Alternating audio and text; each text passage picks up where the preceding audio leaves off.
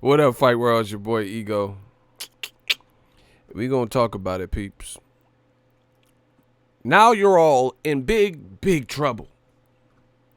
What movie is that from? Where are my movie buffs? I know y'all have to be out there somewhere. Somewhere over the rainbow. Now you're all in big, big trouble. What movie is that from? Y'all doing Freestyle Friday? Y'all crazy.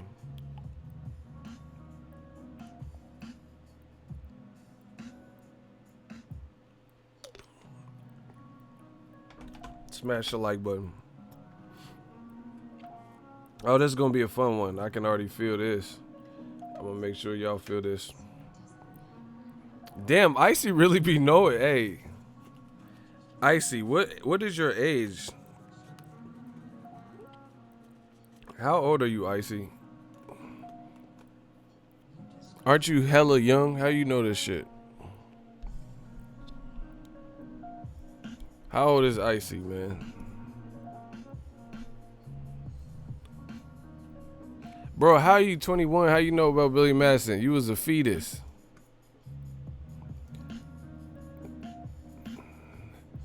All right, Icy back moderating.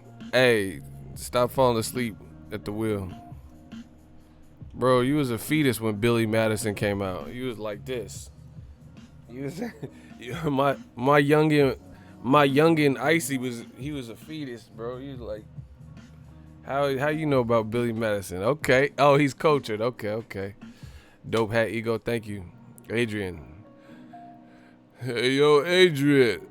Hey, Canelo. Oh my God, bro. This stuff is so funny.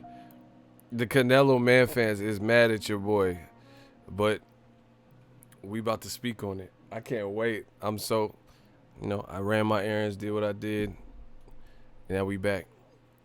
Hey, I just gave you the, what the fuck? Icy, I just made you a moderator and you don't have a wrench. Did I give someone else the, fuck. I think I made the wrong person a moderator. God damn it. Oh shit, we might have a rogue moderator. I could have swore I just hit the button. Shout out to Texas, man. Smash the like button. We about to start about 2 minutes. Yeah, YouTube bugging, bro. I just hit the thing. Yeah, Icy back. Yeah, man, I gotta talk about this Canelo situation. See, the funny thing is with my channel, I'm self-made, well paid. Like, at the end of the day, you're not finna back me off the position because you don't want to hear what I'm talking about. That's fine. If we disagree, we can defer. I'm good with that. However, the thing is, these dudes don't really disagree. They act like they disagree, but when it comes time to spitting facts, showing receipts, they never show up. They never show up. They never show up with them receipts. It's like you want to return something. You got to show them receipts, bro. You want to return this to Target? We don't know that you bought it here. We're not the only one that sells this. So when it comes to this boxing talk, that's fine. Let's disagree. But why can't you explain factually and intelligently why you arrived at whatever conclusion? See, these dudes, I told you, I figured this game out. It's been years in the making. Figure this game out, bro. They want to say it, but they don't want to see it. I'm going to say it again. They want to say it, they don't want to see it. They rather say that Charlo sucks and he'll get his ass whipped, but they don't want to see Canelo step in there with him. Why not? Bro, I'm on a mission, and that's a deadly thing. Ego on a mission. Ego on a mission. So we gonna see who outlasts who. I promise you that. We gonna see. And I see the comments, and people try to have racial innuendos, like, oh, you guys are on crack. Like, who the fuck is you guys? And then crack, like, they don't say meth or crystal, something like that. They say, oh, you guys are on crack. We know what that means, bro. You guys are on crack if you think Charlo would beat Canelo. Like, why I gotta be all that? Why motherfuckers gotta be on crack to think Charlo has a shot with Canelo? You see what I'm saying? Not heroin or something, because they look at like crack as a black drug, bro. We know the racial, undertones and shit and innuendos. Come on, bro. Yeah, you're smoking that good crack. If you think Andrade could beat Canelo, you're on crack. Like, why you gotta be on crack? Because you have a boxing opinion. And you can explain why you feel that way. We know what it is. Shout out to my dude Oscar Garza, Real Egos Army. He said, I want Canelo versus Andrade. I think most real boxing fans, no matter where you come from, would like to see the best versus the best. And that is one of the fights. Much love to Compton. Best versus the best. Let's get it. So, man, I want to talk more about the Dazn deal with Canelo and how it's affected Canelo's career and maybe even his mindset. But the bottom line is Canelo is leaving the division instead of doing what he said he wanted to do. His words, not me. You can't get mad at me for reiterating what he said he wanted to do. Him and his trainer, Eddie Reynoso and Canelo, look it up. This year they said they want to unify the middleweight division. All the belts at middleweight. Somewhere along the line, that seems to have gotten scrambled and a new path was chosen to move up randomly and fight the guy who looks to be on his way out at light heavyweight. These are the facts. Kovalev got stopped 2 of his 3 losses, and he was nearly stopped in his last fight. These are all facts. Andre Ward lost, close. Andre Ward came back, stopped him. Then after that, Eliter Alvarez stopped him. He avenged it, boxed well, didn't do what Eliter Alvarez did to him in terms of dropping him a bunch of times and stopping him. But, he redeemed himself, got the victory. He boxed. Then he fights an inexperienced kid who's big and strong, pretty athletic, and that fighter, Anthony Yarde, gives him work. I learned more about Anthony Yarde than I did about Kovalev, Shout out to Esco. He says, salute to Ego, be more represent, met you after the Tank fight, real dude. Man, I love the people. I told you, I'm a regular boxing fan just like all of us. All of us, hopefully, that here. The only people that ain't the real boxing fans are the people who promote bullshit. Like I said, if you engage in or partake or support sucker shit, then you a sucker. That's just how it goes. Like, if you think it's cool to do, like, bully people or, like, cyber bullying and stuff like that, then, that's sucker shit. So if you condone that, then that's what says something about your character. So anyway, that's the bottom line with Canelo. Very good fighter, face of boxing, all that. That's cool. But just because you're the face of boxing don't mean you can not. He keeps saying, like, just listen to it. He said he wanted to unify the division, middleweight division, not light heavyweight. He said that. So what's changed? How come out of all the media people that have been around Canelo, went to the Canelo Kovalev one day media day and shit, how come nobody, only me, I'm the only person that's asking this? How come no one else thought of this? Like, hey, you said that you wanted to unify middleweight. Why are you up at light heavyweight now? Why are you adding pound? Another reason, me personally, why I don't particularly like all this weight class shifting is because depending on the results or how tough the fight is, it could fuck you up, and it can change the trajectory of your career. Look at Mikey Garcia. Where the fuck, when Mikey's been fighting, 2 times a year or something, he fought Errol Spence. Errol beat the brakes off him, beats by Spence, put them headphones on him, and then now he's doing exhibition fights with Eric Morales and shit. And now he's not even coming back this year. This was never a problem with Mikey to get 2 in a year. But now he made some money with Errol Spence, shifted his weight, got dominated, nearly stopped in the 9th round. Now all of a sudden his career path is different. It was like, I wanted to see him fight Pacquiao, but I don't care as much coming off of a loss. You know, undefeated Mikey versus Pacquiao would have been better. You see what I'm saying? Kell Brook, he should have went straight into the Errol Spence fight. He went and fought Golovkin, a bigger man. And the fact is, he's actually more skilled to me than Golovkin. But size played a part, you know. Golovkin's size and strength was too much for him. So I don't like all the shifting with weight because at the end of the day, it could possibly displace you. For example, Canelo is a belt holder at 160. So if he goes up to 175, depending on how big he gets and stuff, can he safely come back down? He's hitting about 30. He'll be 30 sometime, you know, in the next couple of years. So can he go from 175 and go right back? Like, let's say he beats Kovalev. Is he going to go from 175 straight back to 160? Or is he going to try to fight someone at a catch weight? You know? This is your weight. This is your career. People don't think about shit like that. You know? So is the Kovalev fight the worst fight that he's had? No, absolutely not. But again, I don't prefer it. It's just out of the norm. It's out of nowhere. Doesn't really even need to happen next. You know? And like I said, what's going to be, it's like potentially holding up the belts. If you want to do all these novelty fights and shit, then why don't you just get rid of the WBC franchise belt, get rid of the other belt that you have, the whatever, WBA, or yeah, he got the WBA. Get rid of this shit then, bro.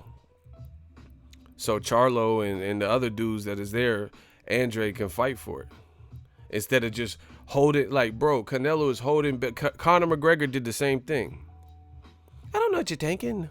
Well, fuck the Mayweathers. This man, Conor McGregor, held belts at featherweight and like lightweight or some shit. And he held them simultaneously. The UFC allowed him to just keep holding on to two belts. Meanwhile, Frankie Edgar and these other motherfuckers, Jose Aldo, couldn't fight for the real versions of belts because they was tied up by Conor McGregor so he could say he got two belts and shit. You know? Look at, same thing. Canelo Alvarez, he got a WBA belt and whatever the fuck the franchise belt, them franchise boys belt, right?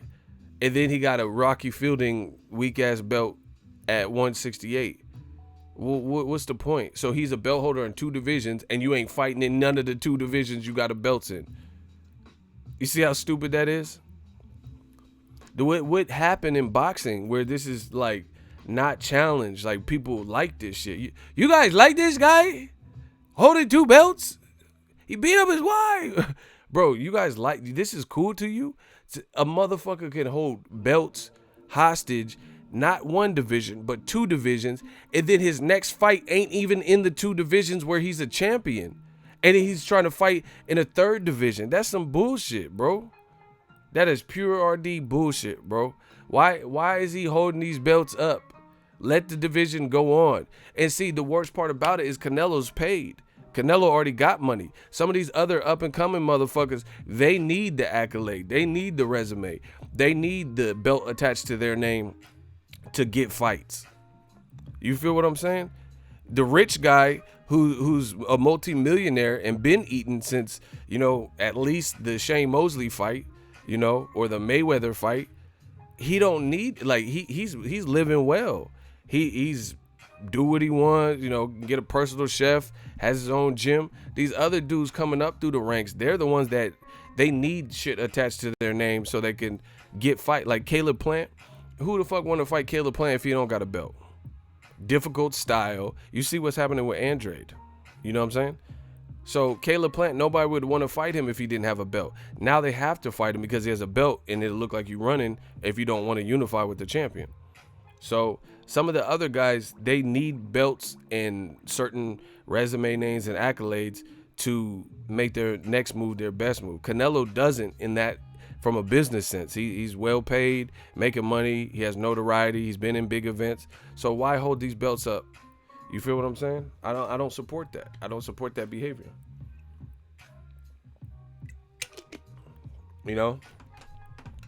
Andre he needs to try to collect as many belts as he can so people could stop ducking him. But Canelo, he's just holding the belt hostage. It's pathetic.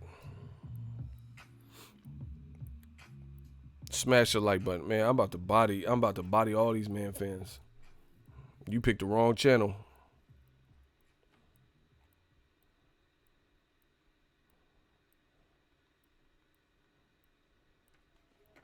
picked the wrong channel. We don't back down like on some stupid shit, bro. I believe everything I'm saying. Ain't no back down from that. How you gonna back down from something you believe in? I am Tex Mexican. It's not cool. Canelo be ducking. Mikey Garcia represents. He'll be down to fight, win or lose. Facts. I mean, he's win. See, and that's the thing. Look at, you know, and I don't want to. I'm not trying to start nothing, but there's like a big rivalry, like in the Mexican culture between Mexican American and then Mexican fighters. Sometimes you see that. Like I just, you know, in Texas, Eric Morales said he doesn't. This was before Mikey lost to Errol Spence. He says he wouldn't consider Mikey Garcia one of the greatest fighters from Mexico, you know, Mexican fighters ever, because when he's saying it, he considers fighters that they actually originate from Mexico directly, you know. So he said he don't consider Mikey Garcia like that. So there's a cultural thing there where, you know, people play they play that, you know, oh, is he really Mexican or is he pocho? You know what I'm saying? Is he a gringo? That type of shit. And they don't, you know, some people don't want to claim, like Victor Ortiz. I've seen people who like descendants of Mexico, they don't claim Victor Ortiz. You know, oh, nah, he Mexican American. Nah, you know, that motherfucker from Kansas. They don't want to claim it. But if you look at some of the Mexican American fighters, they really represent. Andy Ruiz is representing. David Benavidez is representing. Mikey Garcia, he's representing. Like you said, win, lose, or draw. Canelo's from Mexico, and he's the face of boxing. Is he representing like Andy Ruiz? Andy Ruiz just fought against Anthony Joshua, a guy much bigger than him, right?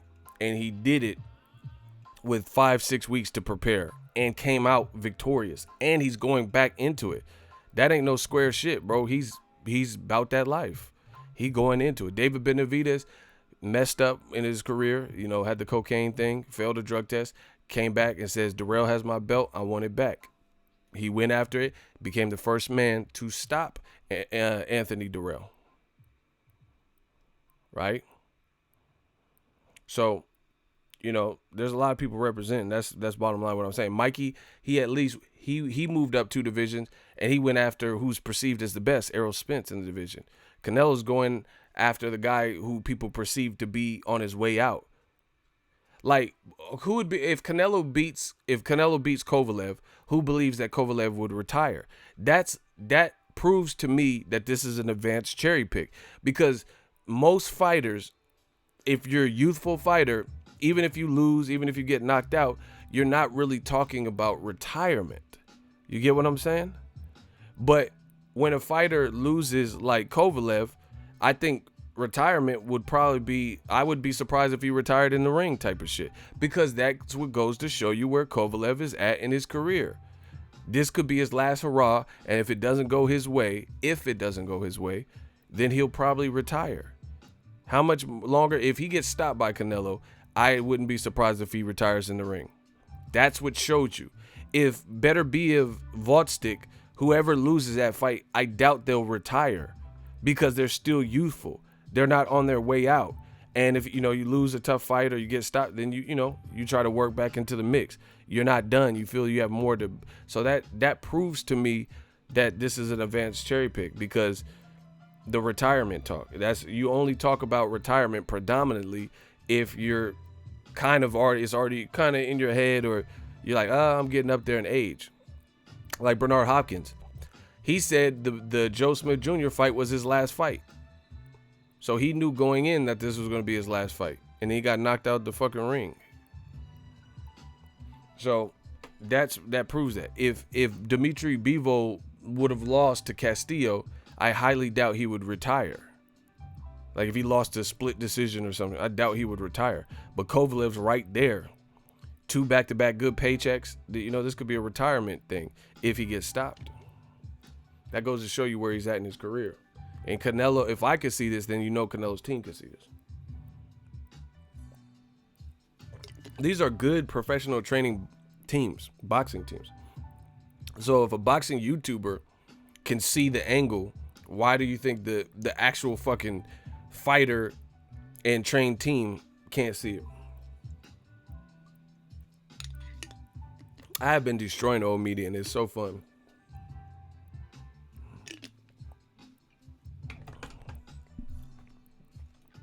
Eric Santos, $5 super chat, much appreciated.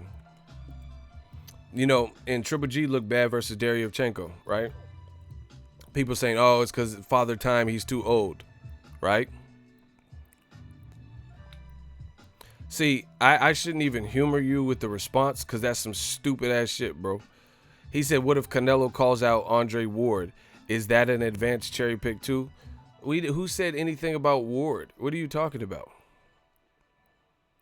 Who said, like, bro, if you're not here to listen and you want to like make your own points and shit and make up shit I never said, dog, I never said that Ward, we weren't even talking about Ward. I never said Canelo fighting Ward would be this or that.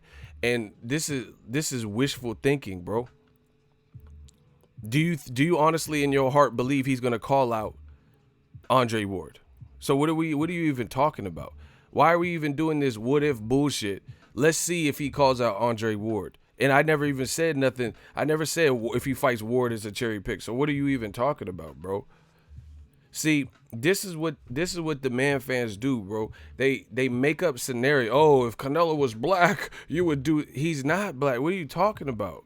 They just make up fake scenarios. Let's wait and see what happens with Kovalev. First of all, like, you know, Kovalev, it's not like he doesn't have no shot. So let's see what happens in the fight. First of all. Second of all, let's see if he calls out, if he's feeling like calling out motherfucking Andre Ward afterwards. Like, where did you even get that? Is there like is a surprise party or something I didn't know about where that's the game plan? Where did you get that? You motherfuckers bringing up Ward for no reason. Bro, we destroying the old media. Gang, I told y'all. You just randomly brought up Ward. Let's see if he calls out Ward. And beyond fuck a call out, let's see if he beats Kovalev. Let's see if he fights Andre Ward. Let's see if they can appease Ward, lure him out of retirement. And if Canelo fights him at the full 175 with no bullshit, no rehydration clause, let's see it. Stop. Man ain't fighting no. He not even fighting Andrade. Why the fuck would he fight Ward at 175? Stop. These dudes. This is that lame shit, bro. I'm telling you. Let's see if he might fight Mickey Ward or some shit.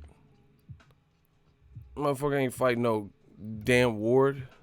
If he does, then let me know when that happens. Instead of making shit up. Shout out to Akeem. Ego working, always working overtime, make me want to put in overtime. Always working, make me want to put in overtime. Bro, these dudes just be making up anything. Anywho, when was Ward ever? Oh, big time. See, I love Eagles Army because y'all got my back, because getting my back, you speaking real shit. That's it. That's what's getting my back. Big Time says, when has Andre Ward ever looked as shot worn as Kovalev? That's what I'm saying. Like, I tell you, they want to be, just listen to me. You don't have to believe it. They want to be new media so bad. So what they try to do is hit that uno and hit that reverse. And the talking points that I'm bringing up, they don't understand, even though I'm describing exactly why I feel the way I feel. What they try to do is just reverse it. But it doesn't work like that because they're not thinking on a deeper level, a factual level, about the reason why this is being said. So when they pull up these random rabbit out of hat examples, they're not even analogous, or it's not comparable, because we're not even talking about the same thing. Like my man Big Time just said, when has Andre Ward looked like he was about to get stopped several times and looked shop worn, like he was just, you know, battered and couldn't do nothing for the rest of the fight? Yeah, he got dropped by Darnell Boone. He got dropped by Kovalev, but he never looked out of it like he was finna get stopped like Kovalev in the 9th round. So once again, in their piss poor attempt to try to reverse it and change the subject, it doesn't even make sense, because you're doing it off of emotion. I'm doing it off of what I've seen in facts. Kovalev's a good fighter, but the fact is, he's been stopped 2 of his 3 losses. The fact is, he almost got stopped in his last fight to Anthony Yard. These are the facts. We all watched that. We all witnessed. So you bringing up Ward has nothing to do, has no bearing on Kovalev's career. In fact, Ward beat Kovalev twice. Oh my gosh.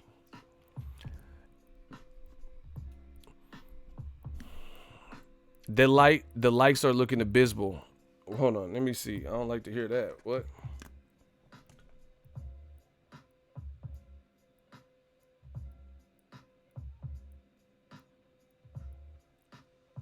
Yeah, we got to get them likes up. Shout out, good looking, Jasmine. Y'all got to smash that like button. So anyway, there's multiple reasons why, like, I would prefer a different route. Andre Ward hasn't lost since age 14. I think it's 12, but either way, yeah, exactly. That's what I'm saying. So what are we comparing to Kovalev when Kovalev just lost, 2 fights ago? These dudes, I'm telling you, they want to be like us, so they try to come up with these clever points to try to reverse it.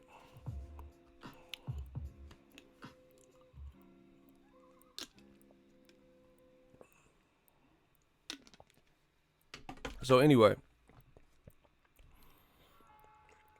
Demetrius Andrade ain't never been stopped. Kovalev has.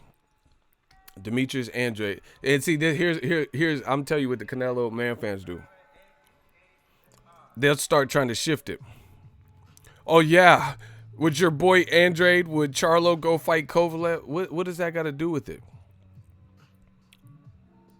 So once again, deflection tactics. We're not talking about Charlo moving up to fight Kovalev.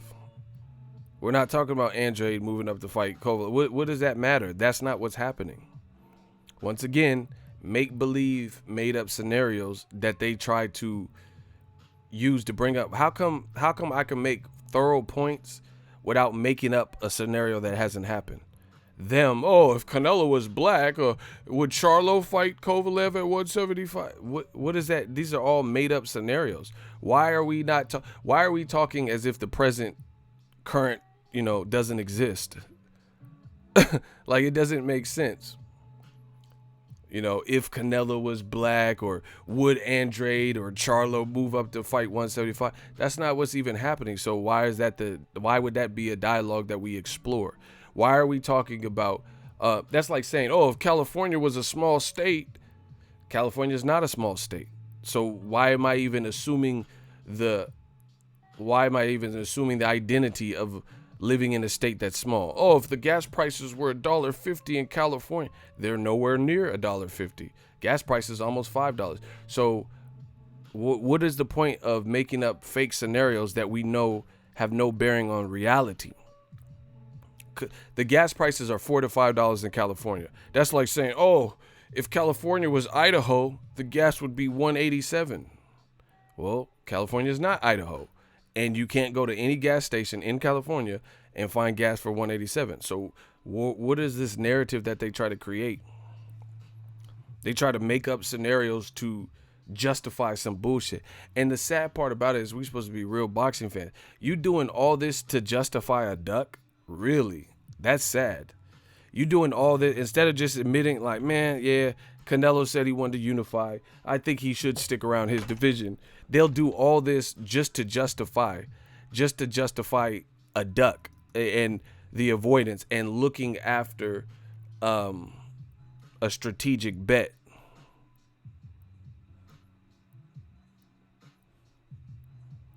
Shout out to my shooters, man. They putting in that heavy work.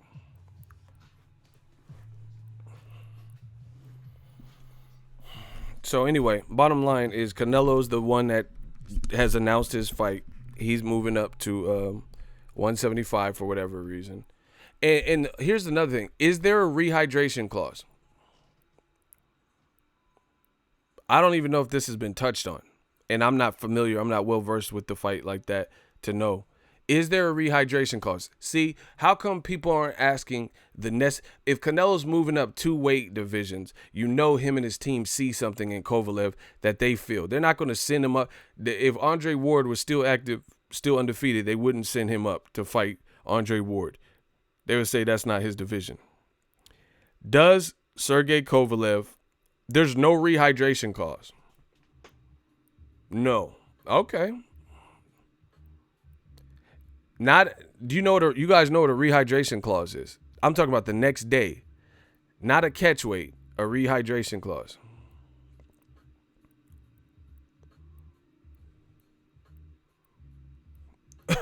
See, Listen, either way, Canelo is screwed. Either way, and I'm gonna explain it. If he did not put a rehydration clause on Kovalev, let's first, I'll use the reverse. If he put a rehydration clause on Kovalev, then that's some bullshit. Kovalev is 36, 37, whatever, and he's going to be limited on how much he can grow, right? Let's say he did not put a rehydration clause on Sergey Kovalev for the next day, so Kovalev can come in at any weight.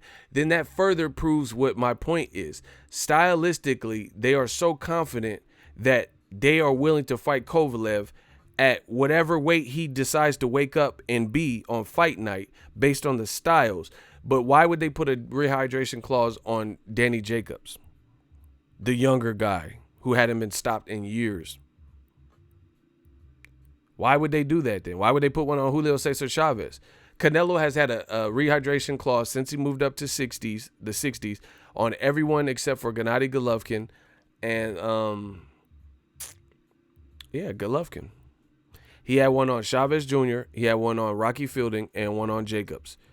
So he didn't put one on Triple G. So once again, you keep fighting Eastern European fighters. Well, how come Triple G didn't have to have a rehydration clause, but you try to put one on Jacobs, even though he didn't abide by it? You try to put one on him. That shows me his team fears certain styles. They know certain styles is going to give Canelo fits. There's no other justification. If you tough, if you feel you have a better justification than what I just presented, explain why the Russian, Kazakhstan fighters and the Eastern European fighters, people from that region, why he's not putting rehydration clauses on them, but he is on other fighters like Chavez Jr. and Jacobs. Why? Why would they need it? Like, if you're going to put one, why would you be more concerned with Jacobs ballooning up in weight than the guy who's 2 weight classes above you, who's been fighting at 175 and dropped Andre Ward? You must be really comfortable with that style.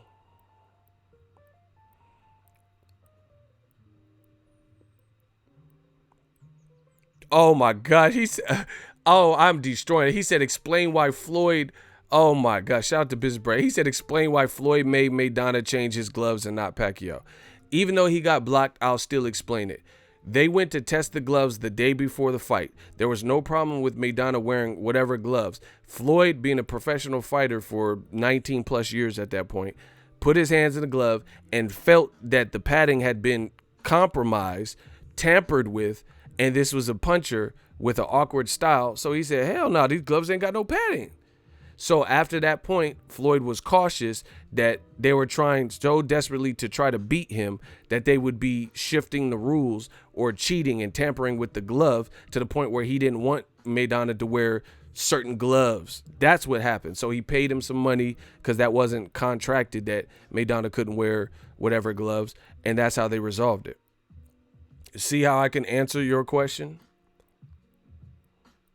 So Pacquiao, this situation didn't happen when the other team can be in, send a representative to watch you get your hands wrapped. When Mayweather went to fight Pacquiao, there was no issue, which is why it never escalated. Pacquiao didn't have shifted padding in his gloves or anything that was alarming. These dudes are stupid as fuck, bro. These dudes are stupid as fuck. So even though he got blocked, I still answered his question. They try to create all these small fires. It doesn't work. I still bodied your subject, but they can't body the subjects I'm bringing up. That's like the police responding to a homicide versus a police responding to a potential, break-in. And then they find out the potential break-in, it really wasn't. It was the son forgot his key, so he climbed in the window. So yeah, there's a reason why the cops would leave the scene in one situation versus a homicide. We're talking about different scenarios. They want to make it like one size fits all, but that's not what it is. Obviously, Pacquiao, there was no kind of distance in the vantage point of the two teams. But with Maidana, we all seen it was on tape. And Floyd was like, hell no, these gloves, this shit ain't right. I've been boxing my whole life. I done put my hand in hella gloves, and they did something to these gloves. He can't wear those. And Floyd being the A side, he enforced that. Now, back to Canelo. See how they always try to shift? Why is Canelo leaving the two divisions where he's champion, where there's a great talent pool of fighters, to fight a guy who's on his way out? Right? Now let me body them some more. Smash the like button. Triple G is 37 years old. People are making excuses for Gennady Golovkin, who has an aggressive style, and they're saying, oh, Father Time caught up, and he's just old, and, you know, that's why his performance versus Deryevchenko. Well, guess what? Floyd Mayweather was 37 when he beat Canelo. Strike one. Strike two is Kovalev is 36. So the same people, I'm telling you, it's a lot of the same people who are making excuses for, old media people, making excuses for Triple G being too old, but Kovalev's only a year younger than him. Kovalev is a year younger than him, and that's who Canelo's fighting.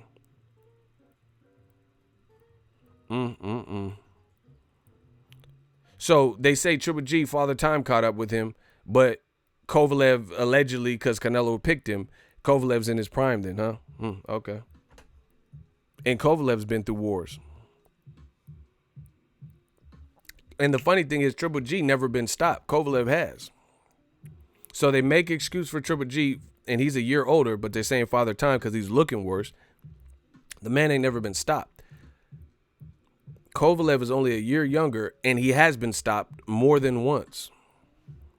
And he's lost more than once. But they ain't saying nothing about Father Time. They're saying, oh, shut up, you hating. This is a great fight. Oh, okay.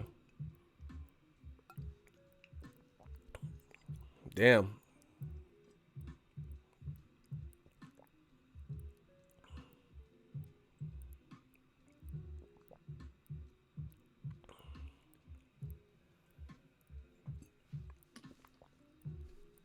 Listen.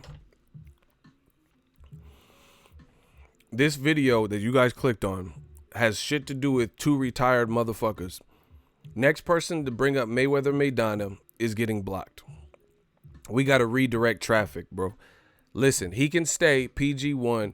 I'm not here to talk about two motherfuckers that retired. Maidana looked like the Michelin Man. He's enjoying his retirement. Floyd is in Bermuda Triangle or some shit. I don't care. Listen, this is pure deflection. Why would we spend time, an exaggerated amount of time, talking about two retired fighters and what happened? Bottom line, Maidana took the money that Floyd offered and he got his ass beat. Then it was close. He got his ass beat again. End of story. They both retired. I don't care. Why are you talking about a fight that happened in 14? Who cared, bro? They want to distract so bad. They want to talk about, oh yeah, what about Castillo? Tell me about Mayweather versus Castillo. Bro, I'm not talking about no fight from 2005 and shit. What it doesn't really have, I'm not spending no extra time talking about that. Castillo had a second chance, and he lost. He got his ass beat. And he never went on to do anything like Mayweather's done. End of story. Who next? Bro, I don't care about the Maidana glove shit. Y'all try to always make it about something else. Anyway, back to Canelo. See, listen, next person is cool. We're on the same page. Next person that brings up Mayweather Maidana, block him. Maidana didn't get his ass beat the first time. Second time, yes, he got outboxed. Block him. I don't care about two retired fighters. Block him. We'll use the quest. You want a quest for another channel because you've been blocked from this one. Shooters, get him. Bro, I don't care about Maidana. I don't care about Floyd Mayweather. This has nothing to do with two retired people. Next person that brings up Maidana and Floyd Mayweather when it has nothing to do with anything, shooters, block them. Yeah, man, we run a tight ship. I don't have time for it because this is all deflect. This is the fucking Donald Trump University. When in doubt, deflect. We not doing that. Why is Canelo Alvarez? See, we gotta bring it right back. Clutch bend, block him. Yeah, all right. Y'all can do it. Enjoy coming back because y'all all getting blocked. Yeah, clutch bend. Let's see how clutch you are now. When my shooters clutch that trick. Oh, shit. Oh, my God. Yeah, let's go. He said, this man's relentless. Yeah, let's go. Let's go. I'm ready. They woke my game up. Okay. These dudes is... he not ducking him. All right, you in the hot seat. All right, fuck it. I got a hot seat. How is Canelo not ducking Andrade? They on the same side. Why is he not fighting him? Oh, business brain. Why you do him like that, bro? I put him in the hot seat. Why you do him like that? I don't know if there's a lag. Yeah, I told you this was gonna be a fun stream. Okay, Icy resurrected him. Icy resuscitated the boy. Okay, how is Canelo not ducking Andrade? Go. You got 15 seconds, doggy.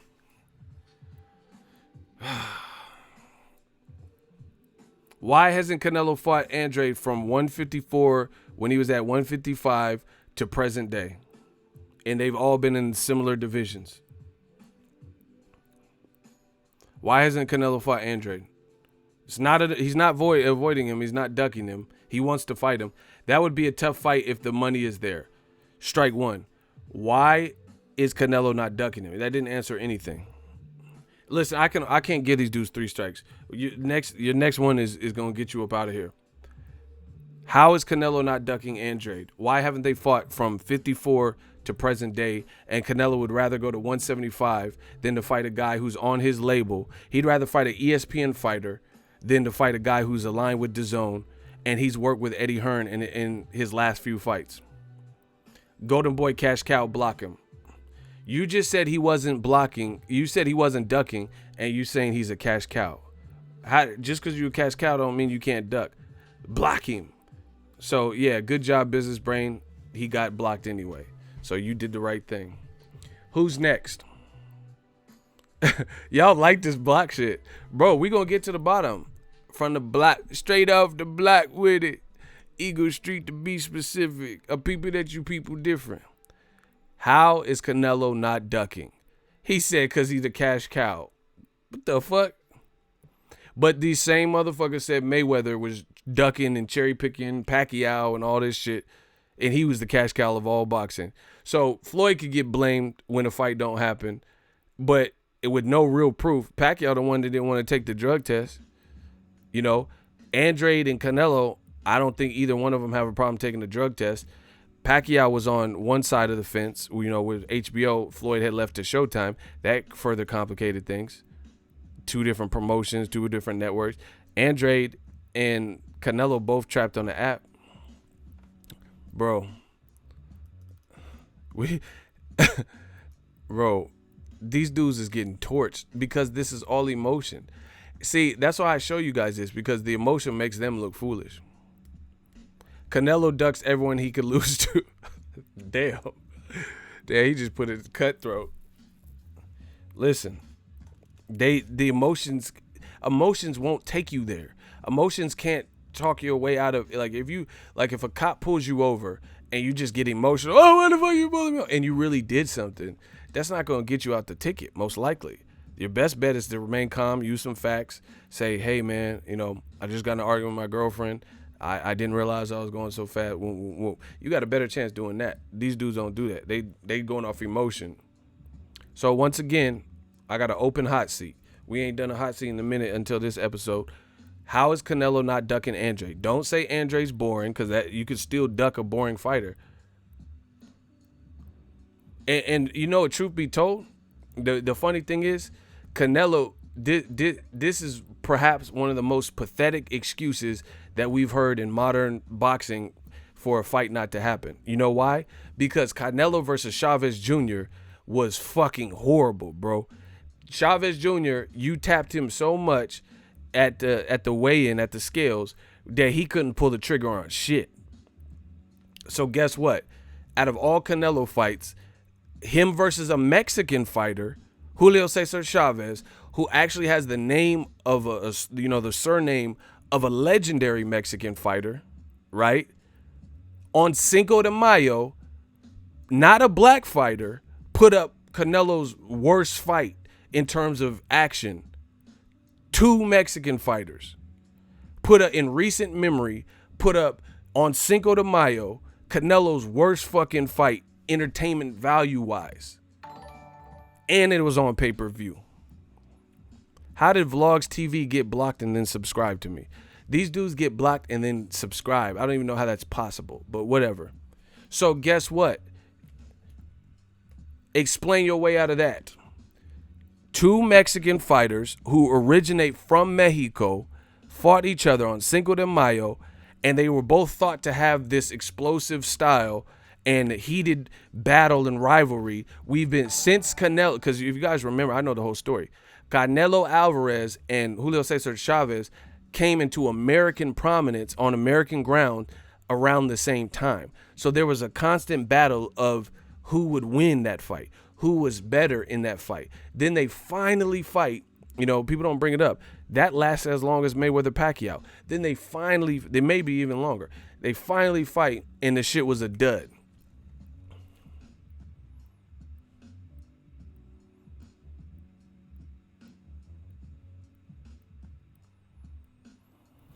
So that all that bullshit about black fighters is boring and shit. His Canelo, name a more boring fight. Okay, so name a black fighter that Canelo fought in recent memory where Canelo fought a black guy and the fight lacked more entertainment value and was like super one-sided. A black fighter Canelo fought and it was super one-sided and boring like Chavez Jr. fight.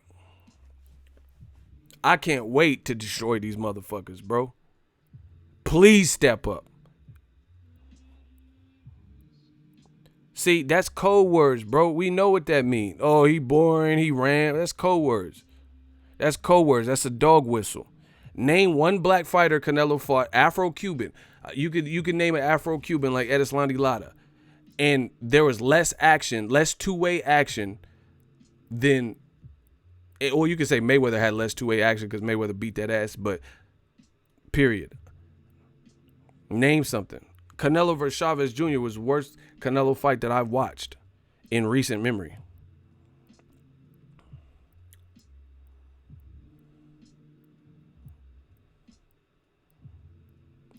Name a recent black fighter that Canelo faced that was more boring than Chavez Jr.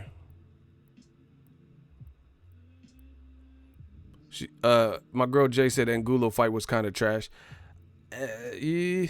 Yeah, it was one-sided. Angulo didn't do shit. So yeah, that's Canelo versus 2 Mexican guys. Rocky Fielding ain't black. Y'all just be making up shit. Rocky Fielding ain't black. I said a black fighter.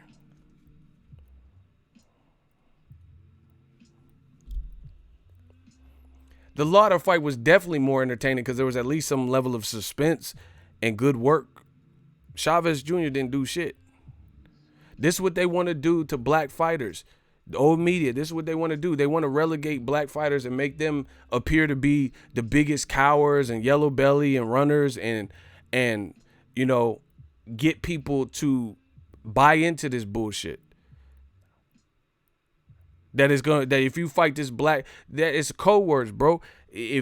When people say that so and so when old media says so and so is very, very boring and shitty boring and he's a runner and shit, that's code words.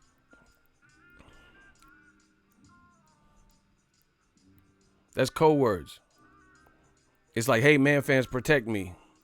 That's code words for, man, his style is difficult. This motherfucker's athletic. Man, this dude's foot speed gonna give me problems. Man, he's smart. He has ring IQ just like I have. Man, I don't know if I could deal with that jab. I don't know if I could deal with that. That's code words, bro. I'm the realest out. That's code words. I said it. That's code words. Bro, listen. Imagine if Deontay Wilder said he ain't fighting Tyson Fury in a rematch, or he ain't fighting him, period, because Fury's fight with Klitschko was boring. So Fury's considered, and let's say Fury was a fucking champion, not no lineal bullshit. Let's just make it up. Let's say the IBF never stripped Tyson Fury. Wilder WBC champion, and hypothetically Tyson Fury had the IBF belt some kind of way, right? And Wilder said, "Nah, I ain't unifying with that motherfucker. That Klitschko shit was boring. This motherfucker boring as fuck." And the Klitschko fight was boring. Andrade don't fight like that. I put this on anything, bruh. I've never watched an Andrade fight that I've seen from start to finish, and it was worse than the Klitschko fight. Klitschko versus Tyson Fury fight. I have not named the Andrade fight in recent memory that was worse than Klitschko Tyson Fury. And I don't know, maybe it's the expectations. Two heavyweights, you kind of expect more. Like, damn, these two big 6'6", 6'9", that's like 500 pounds, 510 pounds of weight between the two of them and all this shit. You expect a knockdown or something. That shit was weak. Respect Tyson Fury. He got it done, and he did what other people couldn't do. He plagued or created problems. But the fight itself, is in terms of action, Joshua Klitschko was raw. I love that fight. Wilder versus Ortiz, that was great. AJ versus Ruiz, that was great. Adam Kaunowski, Chris Arreola, those are good heavyweight fights. But Klitschko Tyson Fury does not fit anywhere near any of those fights I just mentioned. You could never put those in terms of pure action. Once again, this is what they try to do to black fighters. Crafty, slick, rhythmic. Oh, he's boring. He don't sell. That shit's cap. Abel Sanchez tried to use that shit. Talking about, black fighters fighting a style that's boring, so it's unappealing. They can't sell. Sean Porter and Errol Spence put on an instant classic. Jarrett Hurd versus Julian J. Rock Williams, two blacks. The Black Channel. They put on an instant classic. Maurice Hooker and Jose Ramirez, one black fighter, one brown fighter, one Mexican fighter, Mexican-American, put on an instant classic. Fuck is we talking about? Meanwhile, Canelo fought Julio Cesar Chavez Jr., and it was one of his worst fights from an action perspective. Chavez was a punching bag. He didn't really do nothing, didn't throw back. You think win, lose, or draw, you think Andrade just going to sit there? Bro, that's off rip, based on Andrade's skill set, is going to be a better fight. Because Andrade ain't finna just sit there and let you hit him. So there's going to be a high-intensity chess match. He ain't finna just walk up like no fucking punching bag and get socked up. So that becomes a cat and mouse game. They know that, just like I know that, which is why he's fighting Kovalev. I'm destroying y'all, bro. I would pick J-Rock over Canelo. Man, J-Rock definitely got a chance with Canelo. That'd be a good ass fight. I can't name a fighter that Canelo fought that Andrade wouldn't beat. That's a solid argument. That's very solid. So we know what that is. We know what time it is when people say this guy's a runner and boring. You don't want to face that style. Canelo ran from Triple G the first fight. Now Ego's Army, I don't even know I'm on this track. I'm going to let Ego's Army ride on y'all. He said Canelo ran from Triple G the first fight. And then they said he boxed, but Canelo ran. Oof. Ego Army riding on y'all now. I told you can't stop this. We talking too much fact.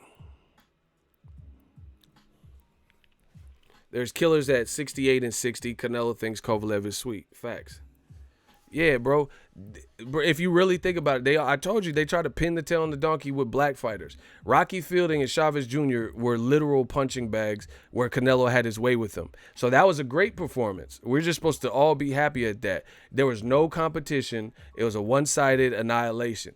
But that's what Canelo wants. Canelo, because when you have that type of performance, everyone just kisses your ass and says, man, you really, stomped a mud hole in that guy. You really beat his ass. You feel what I'm saying? So that's why he would prefer fights like that where he can look sensational. That's why he keeps saying, I'm fighting for the fan. So he want to mix and match his style with people like Angulo. Bro, real talk. One-sided fights. The most one-sided Canelo fights have been Angulo, no fucking defense. Chavez Jr., no fucking defense. a Mexican guy in Angulo, a Mexican guy in Julio Cesar Chavez Jr., you know, two guys that originate from Mexico. I remember my man's Angulo was in a detention center in Texas and they were trying to deport him. So boring, like one-sided, one-way traffic where it wasn't even competitive. Therefore, it became lackluster. And it wasn't like Floyd Mayweather, who makes guys look uncompetitive. Angulo just ain't got no fucking defense. You know, Floyd will make special fighters look like they ain't shit. He'll make a good fighter look like they ain't shit. Canelo made a guy who has no defense look like he has no defense because he has no defense, right? So Canelo versus a Mexican fighter, Angulo, one-sided, not really any suspense or good counterpunching, anything like that. Chavez Jr., another Mexican fighter, on Cinco de Mayo, huge build-up, pay-per-view cost, was boring as fuck. Rocky Fielding, a guy from Europe, British fighter, one-sided traffic, did nothing, couldn't do anything, etc. But you mean to tell me out of all these fights, you think Andrade is going to go out like that? Win, lose, or draw? You think Andrade or Charlo is going to put up that little of a fight with Canelo? Where it's just where he has to show me that. He has to go in there and beat Charlo's ass like that. Because I can't see that. Once again, they just want him to win. They don't care. They don't care if there's no competition. Just like what they did with Triple G. They like Triple G fighting Dominique Wade and shit. People that you knew couldn't beat him. That's why they don't want to see Deryevchenko rematch. Man, I'm killing y'all. This is too easy. Droops, Malcolm, $5 super chat. Stop blocking fools that support your channel. We might not agree on a subject, but we still love coming here, listening, and supporting Ego. Block him. You don't tell me what to do. I don't care, bro. I don't care what you talking about. Block Droops Malcolm. I'm Malcolm X. I'm finna put X marks the spot, Malcolm. So we finna X Malcolm. I'm Malcolm X. We didn't land on Plymouth Rock. Plymouth Rock landed on us. You don't tell me what to do on my channel. We run, bro, what? We gonna put the X to Malcolm. He said stop blocking. Bro, you better off just coming back on your third account and just coexisting. Yeah. We didn't land on Plymouth Rock. Plymouth Rock landed on us. We just put the X on Malcolm. Bars. Oh, my gosh. X marks the spot. We just X'd out Malcolm. Get your hands out of my pockets. Like, what? Malcolm tried to come Malcolm in the middle. Yeah, we put Malcolm in the middle. Middle of them scopes. Oh, my gosh. I got barred, bro. Get Malcolm out of here. Get Malcolm Jamal Warner out of here. I try to warn him. I try to warn Malcolm Jamal Warner. Bro, I got all the I got, yeah, fucking Magneto, Ian Malcolm, bro. You really seen that metal. Ian Malcolm. Oh, my gosh. Shout out to my dude, William Ramirez. Let me see what he talking about. Ego, I'm Mexican. Shout out to you. I'm Mexican, and you're absolutely right about Canelo. It's a cherry pick at his fight. His boo-boo will give Canelo the most problems in the division. Shout out to William Ramirez of Mexican descent. He's, oh yeah, Chesney, tell him no refunds. Thank you for the $5, Malcolm. Don't be trying to dispute it with your bank either. No refund. My money. I'm Big Worm. What's up, Big Perm? Big Worm? Boy, what the fuck you want? Man, give me some chili Fritos. I'm Big Worm. My money. He said, stop blocking us. You the only one getting blocked. Malcolm.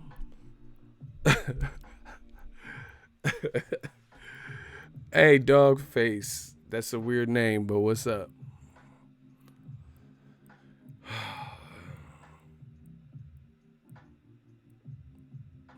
JG Farrell dropped a gem. Let me check out. There's so much comments. I'm trying. Wasn't Canelo getting pushed back by Khan for 6 rounds, and people really think Charlo and Andrade wouldn't give Canelo a challenge? Facts. That's what I'm saying. Man, I gave Amir Khan the first 4 rounds. I think Canelo won like 5 and 6. And, oh, of course he won 6. Canelo knocked the snot out of Amir. Each.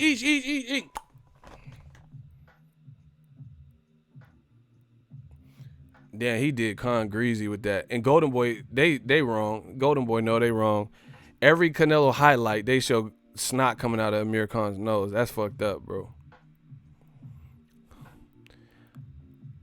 Was Sam Ottoman. You sound like Usyk next opponent. You sound like Tyson Fury next opponent. Was Sam Ottman. Otto Wallen. No, I'm just fucking around. Laura was high key giving Canelo work. Man, come on, bro. We know what it is. That all that running shit is dead, bro. Man, no, I seen a snot rocket come out of Khan's nose. I'm not even being funny. Canelo hit him. I was born rating. Bro, snot came out of his shit, bro. Canelo hit him with that Mucinex.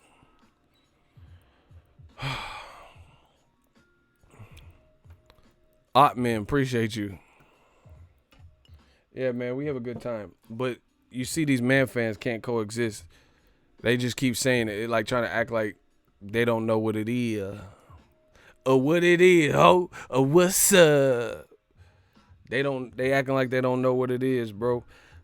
Talking about Charlo or whatever. See, first of all, here the great thing is this. This is what I love about boxing.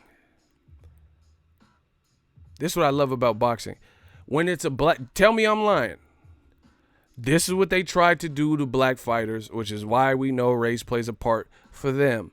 Listen, when Wilder was pressing Joshua, they can't say he's boring and he's a runner because that's not even his style. So you would look stupid.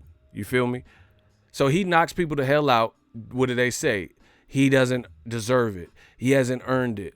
He's not known enough. Build your UK profile. So he got to do all this to fight anybody. Then Andrade. Okay, he's boring. He's very boring. Who is he beat? It's always a fucking excuse. So the knockout artist can't get no work because people don't want to fight a knockout artist, right? Then the slick. Oh shit, there's an earthquake. What the fuck? Oh shit.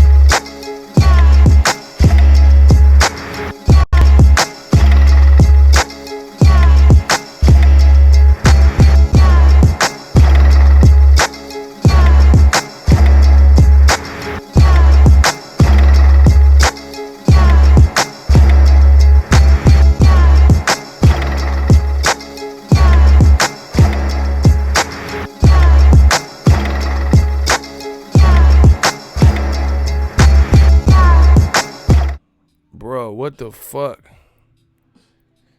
Man, this Cali shit crazy, dog.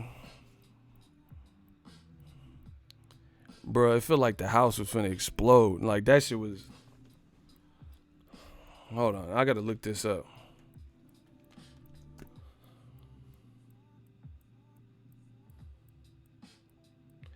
Oh, hell nah.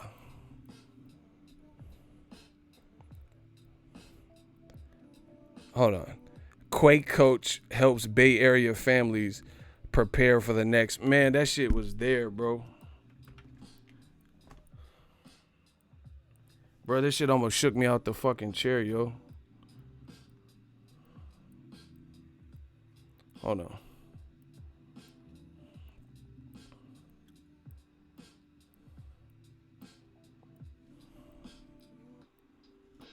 Man, I had an earthquake during my live stream. Hold on.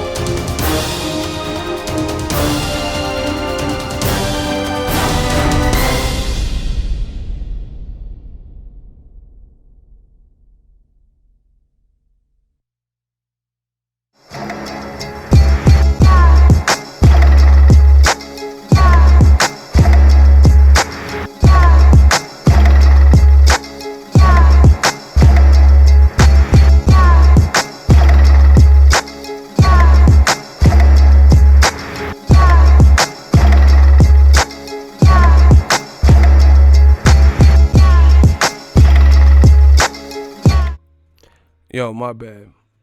I had to check on some people. Damn, my homie just felt it.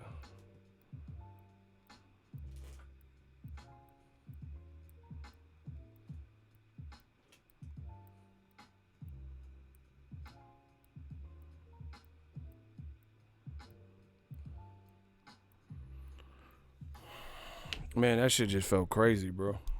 This is that Cali shit. You know, we got great weather, women, weed, and all that shit, but it's been a minute since I felt, bro. They're saying it's 4.6 or 7.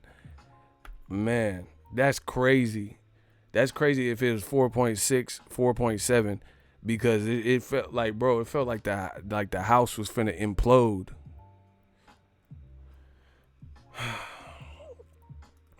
Count Drago, man, I hope everybody's safe. He said he felt the shit in Livermore. My girl tripping, she in Benicia. Man, I felt it here.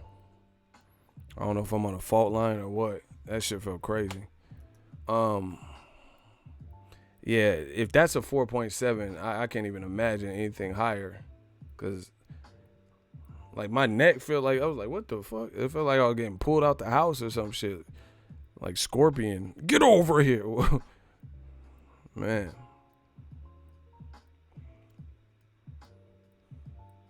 Luckily it wasn't a long one. No, I'm on the second floor, bro. Man, I hope everybody's safe out there. Shout out to my people in the town. They said it was in Northeast Oakland that it originated.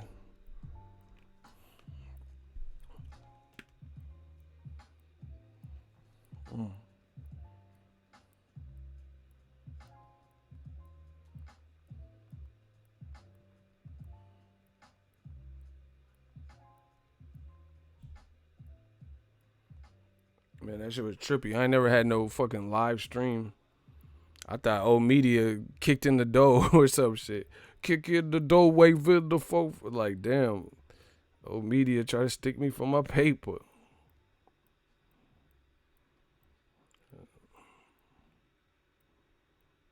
I thought old media came and motherfucking broke in. This shit. They be in for, if that was it, they be in for an unpleasant surprise, though. We'll just put it that way.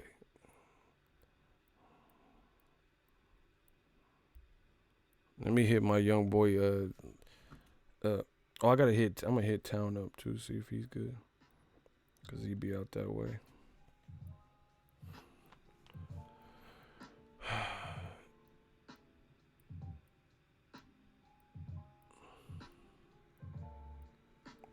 Yeah, he said it was in Pleasant Hill. Man, the fucked up thing is I was actually closer. I was out that way yesterday. Damn, he said you seen my mic shaking. Hey, y'all fucked up, bro. That shit was creepy. The screen was shaking, bro. I don't know what was that. My neck was shaking. What the fuck? My neck and my back. Never a boring show, ego, earthquakes, impressions, and jokes. Man, I'm good with the impressions and jokes, but what the fuck? Like I'm in the Hurt Locker or something. That shit felt like something blew up. Anyway, when Canelo, see, nothing is promised. When Canelo fighting Charlo? When he fighting Andrade? You handled it like a G though. Ain't no scream or nothing. I've been through some real shit in life. I ain't finna scream. Like what the fuck? I ain't finna scream, bro. I seen some shit before.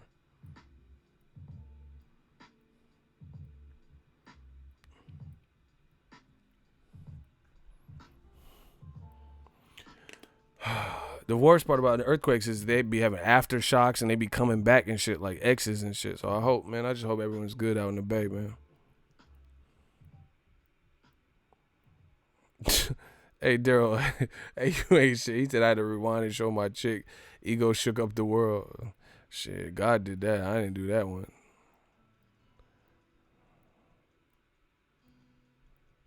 He said, I'm trying to talk boxing, but my hair's too up. Yeah.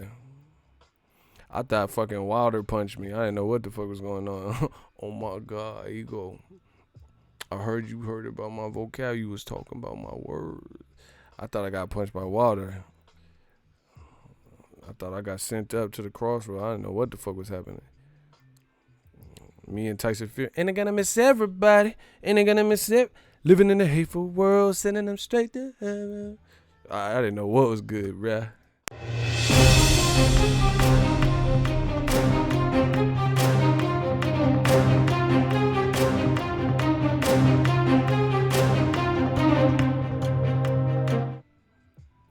My bad. Yeah, I got a that 89 quake was crazy. You see the bridge? Oh my God. Let me just stop talking about this stupid shit, bro. I seen the bridge, it was going crazy. It looked like top ramen noodle and shit. Mother Nature's a beast, man.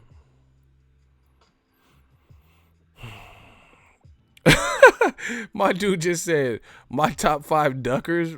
Hey, that's cold-blooded. Leo Santa Cruz, Canelo, GTD, and AJ, and Triple G. But I can't say Tank Davis is no top ducker, bro. What is he ducking, bro? The kid, he like, who'd he duck? Like, literally, has Lomachenko, because that's the main name that people say he ducked.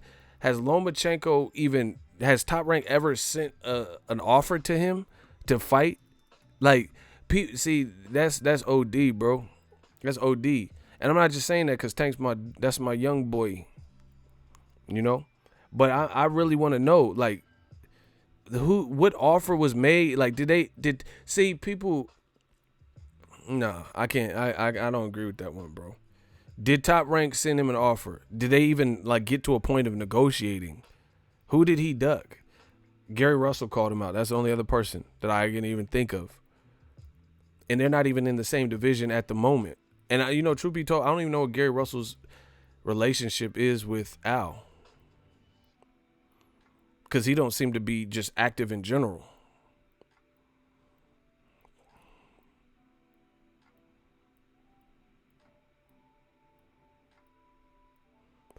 How about Charlo versus Andrade?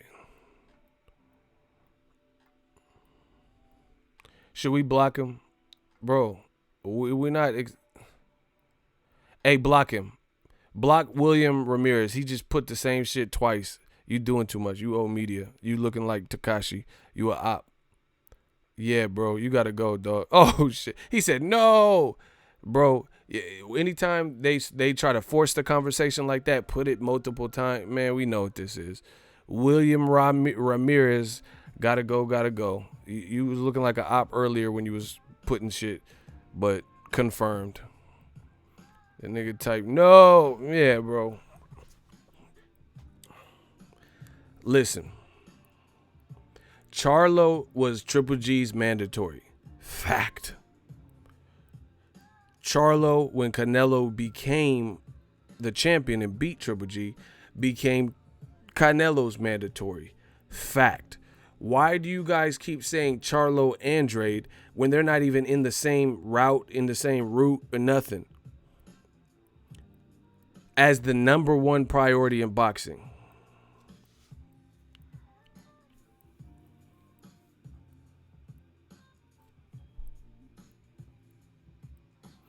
So, Charlo been calling out Canelo and Triple G. Great fights. He was actually in a position where he's a mandatory, so the fight should have happened. Right?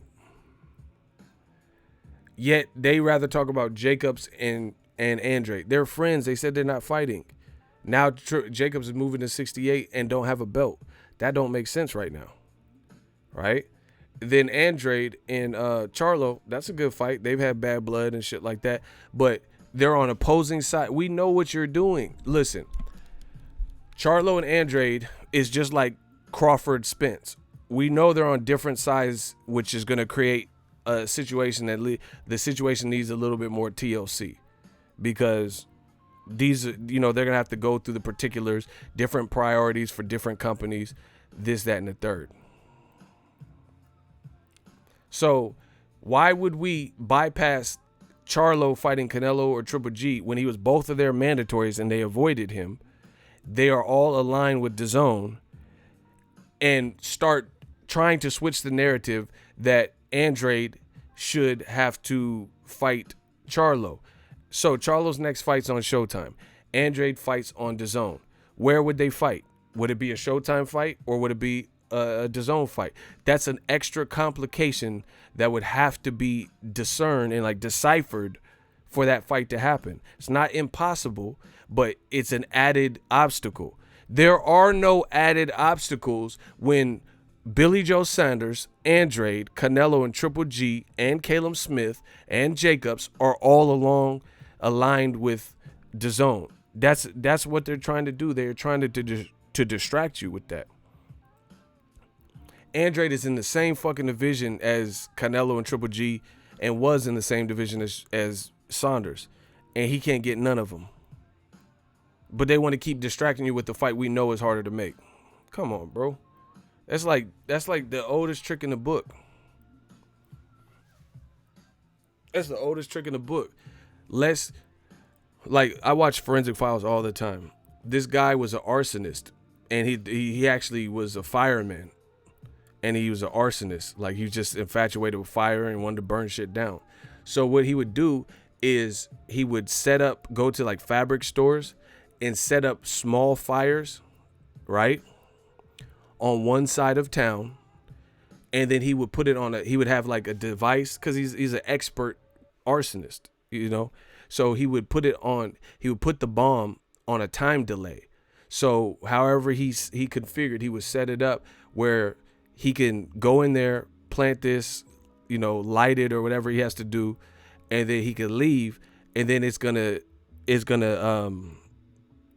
be on a time delay, and then after so long it would activate something, and then it would catch on fire. The reason he would do this is because he would burn up a store or start a fire at a store and on this side of town, and all the firehouses and shit would go, because there's a burning retail store, so they go try to put it out all the way on this side of town. Then what he would do is he was already headed to the real site that he was really trying to bomb, and then he would bomb a much bigger, much greater place, and you got all the police and, you know, firefighters handling this small fire, and then he would do a massive one. So it is a distraction. You get what I'm saying? It's a distraction tactic. So you know, it's just a regular day. Oh, fire in town. So all the firefighters go to that little fire. But then he would blow up a major, you know, monument or whatever. It's just like somebody talking to a clerk and your friend's shoplifting or something. That's what old media tries to do. They want to distract you with Jacobs and Andrade talk and Charlo and Andrade talk, even though those fights probably wouldn't happen for obvious reasons. I told you, Andrade and Jacobs are friends from the amateurs, and they said they don't want to fight each other. Plus, Jacobs just lost his belt, and he's moving to 68. It's not going to happen anytime soon, most likely, right? And then there's obvious complications with Charlo, who already has his next fight announced. Andrade don't, you know, and he fights on Showtime, and Canelo and all them fight on Dazn. So they would rather bypass the fights that should be easier to make because they're in-house to talk about the fight that you know has complications. You know what else they do to black fighters? I'm going to tell you. They tell you that all these black fighters ain't shit, but then they want to see the ain't shit black fighters fight each other rather than fight the ops, the people that they are calling out that are being able to avoid them. You get me? I'm going to repeat that because some people might not understand it.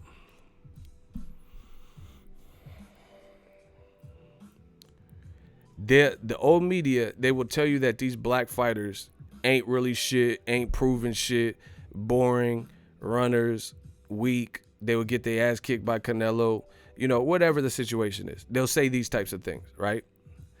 Yet, it's those same very black fighters that they want to fight each other, which is what I told you from the beginning. Black Murderers Row. Icy just said it. Black Murderers Row.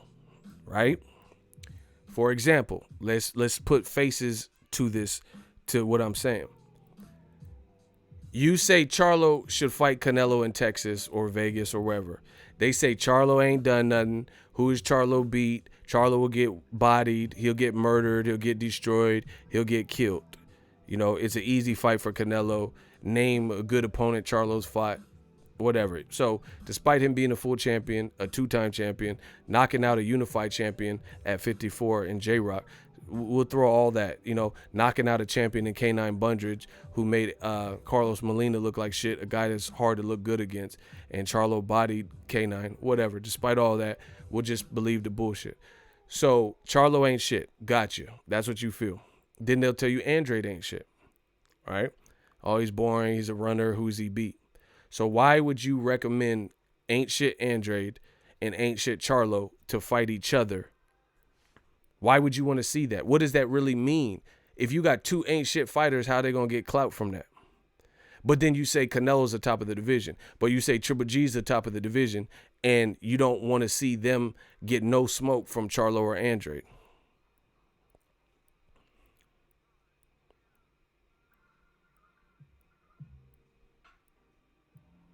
How does that make sense, yo? So you rather see two boring fighters who you don't believe have good resumes and ain't shit fight, but then the guy that would give Charlo instant fame or instant, instant scalp like Canelo or Triple G, if he's able to beat him good, you don't want to see that. That's fear, y'all. Shout out to Boxing Fanatic. Exactly. He said, so Charlo and Andrade are boring, but they want to see him fight.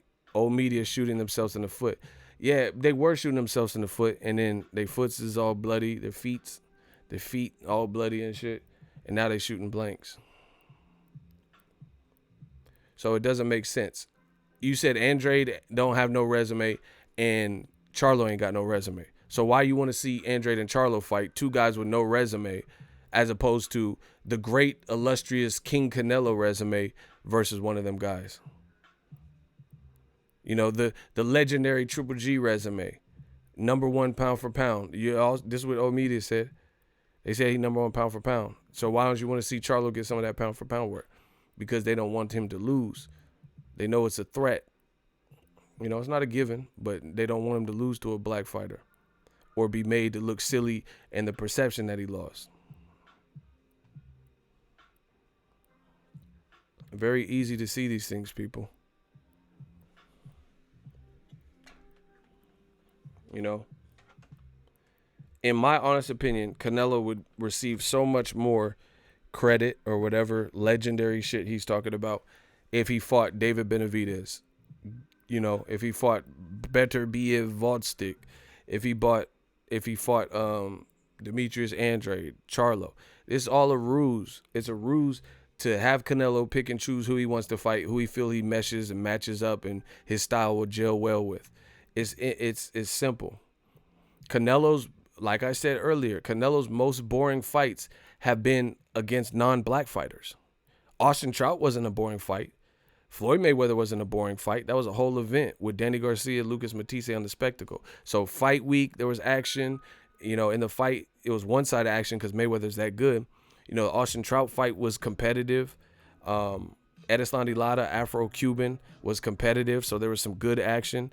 They want you to believe that black fighters are so feeble and weak and make for the basically stink up the place, stink up the joint. But that's not the case.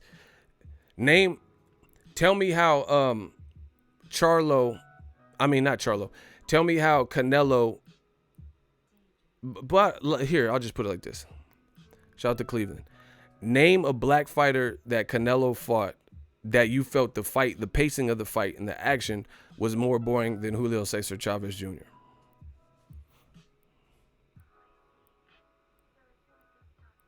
That's it. Tell me a fight.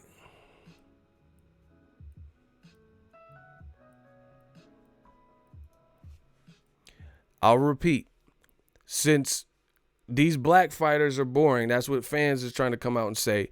Name a black fighter Canelo has recent, not no like, he fought Tyrone Biggums in his 12th fight. I'm talking about a recent Canelo fight, right? Name a recent Canelo fight where he fought a black guy, and that black guy put on a performance that was worse than Chavez Jr. or Rocky Fielding or Angulo. Simple ass question that y'all can't motherfucking answer. Once again, the black channels. Put it this way. Let's do it like this. Name 3 black channel, three black fighters that Canelo has fought that they put up less of an effort recently in a Canelo fight than Angulo, Rocky Fielding, and Chavez. 2 Mexican fighters and then a British fighter. So name 3 black fighters that Canelo has fought, in his last 10 fights or whatever. 3 black fighters that he fought that you felt their effort, they did weaker than Chavez Jr., Rocky Fielding, and Angulo. Man, Angulo, Kirkland, yeah, he got bodied in the end, but he hurt Canelo in the first round. And he was still trying, and that was an action fight. That was actually because he was willing to go out on his shield. Imagine that. Why can't they answer simple questions? I told you. Name 3 black fighters Canelo fought that are very boring, right? That put up less of an effort than Rocky Fielding, Chavez Jr., and Angulo. These are 3 non-black fighters, 2 Mexican fighters that hail from Mexico, and then 1 guy that hails from the UK, a British fighter, and Rocky Fielding. All of them were bigger than Canelo, and 2 of them had known, like Chavez and Angulo, had known like fisticuff, gritty styles or whatever with power. Name 3 black fighters that have faced Canelo in recent memory that put up a worse performance. Austin Trout, Shane Mosley, Kirkland. They put out less action-packed fights than them guys. Mayweather, who?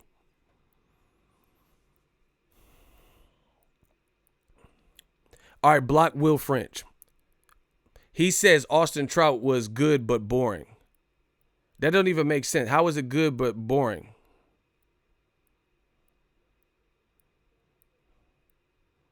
How was the shit good but it was boring? Get his dumb ass out of my shit, bro.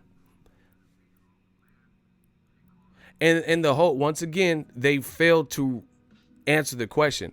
I said name 3 black fighters Canelo fought that were lesser fights. They put up lesser effort than Angulo, Rocky Fielding, and what's the name? Chavez Jr. He named 1 fighter, and we know Austin Trout had a better fight, a more competitive fight than all them guys. So that was stupid.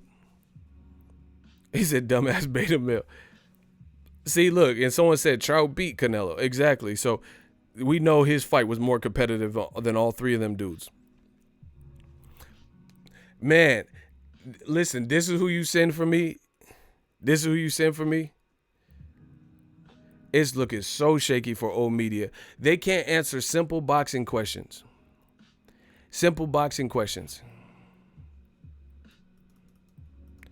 Ego ain't giving a fuck today. Everybody get a block. Man, we not tolerating the stupid shit. I'm ego Winfrey. You get a block. You get a block. You all get blocked. Like, bro, I'm ego Winfrey. Harpo. They all getting blocked because they saying stupid shit. You know goddamn well the Austin Trout fight was a better. Trout at that time had a better account of himself than any of the Rocky Field. How did Trout didn't hold a better account of himself? He got dropped and kept fighting. Rocky Fielding got dropped and kept getting dropped until he got stopped. So how didn't he put on a better effort than Trout? Come on, stupid shit. Angulo got stopped. Trout didn't. So how didn't Trout put on a better account for himself? Someone said Philip Nadal. Get the fuck out of here. I said a recent fight. And Philip Nadal fight had more action than this shit anyway. Man, once again, I bait these dudes because they can't answer the question, and I'm full aware that they can't answer the question. So it becomes horrible because they start scattering like roaches do. They don't have an answer for this shit that we talking. They don't have a logical answer. They don't have a factual answer. So they always end up looking crazy trying to justify this shit. And I keep egging it on, keep going just to hear what they will say. And they still try to reach and stuff. You guys don't understand. This don't make me look bad. This don't hurt my credibility. It hurts your credibility because people are like, what the fuck? Trout was more, he put up a less effort than Rocky Fielding. Really? Two people that watched the fight know that's not true.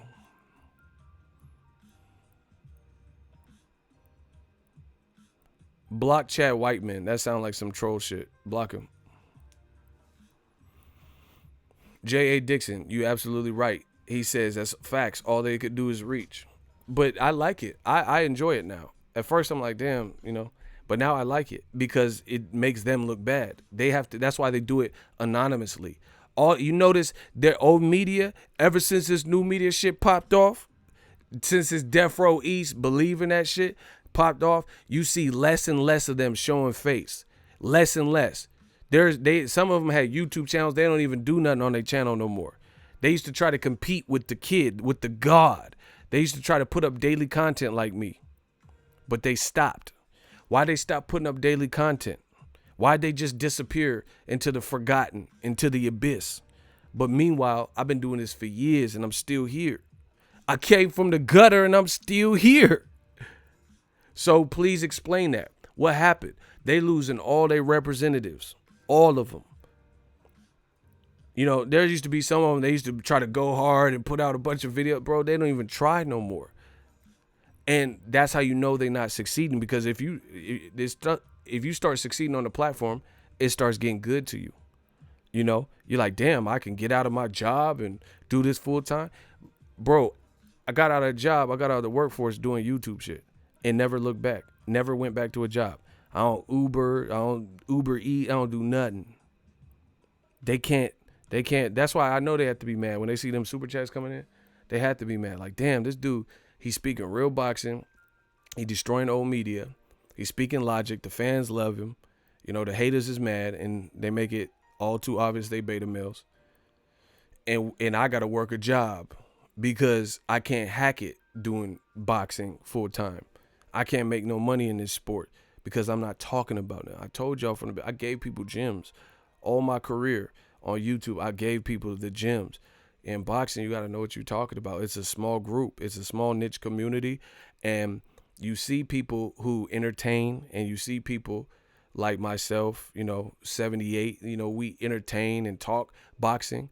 You got more fighters that probably reach out, at least via the phone or whatever, and give 78 an exclusive than people who work for big magazines. You know what I'm saying?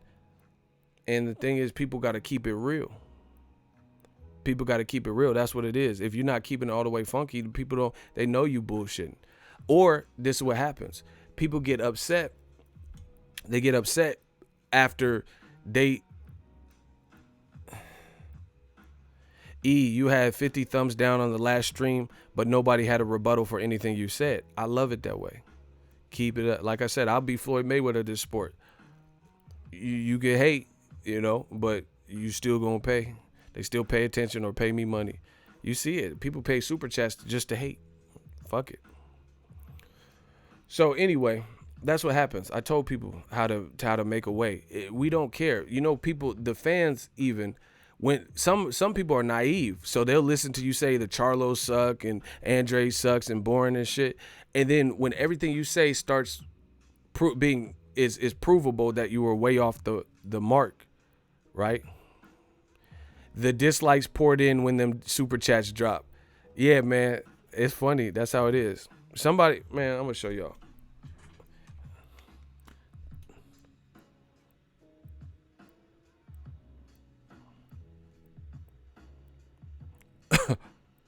Bro, they paying attention, dog.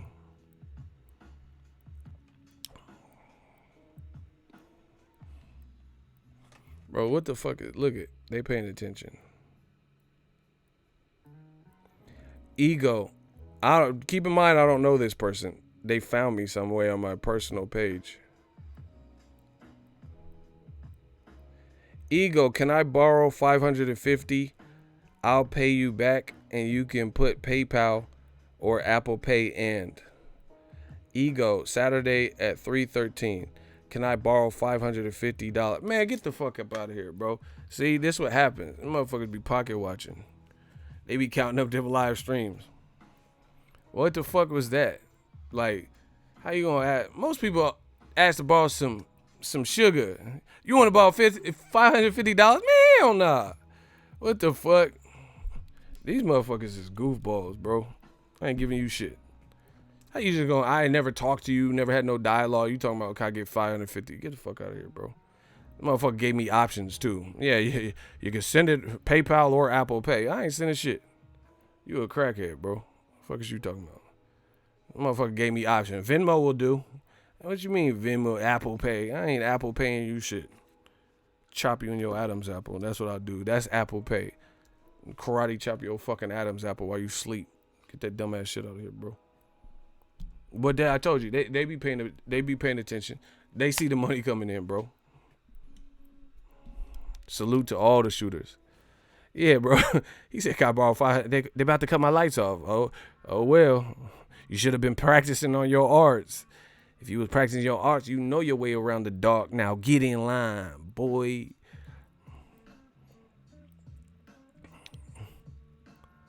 Hit me on Cash App. Bro, you finna give him the $550? Alright, you tripping. Oh, they mad. Look at Danny Gonzalez. Look at the names, face, and profile pics of the people doing the most hating. He said, what's up with what it is? Oh, shit. What's up? Hold on. What it is, flapping your little ego hating. Leave race out. Boxing is boxing.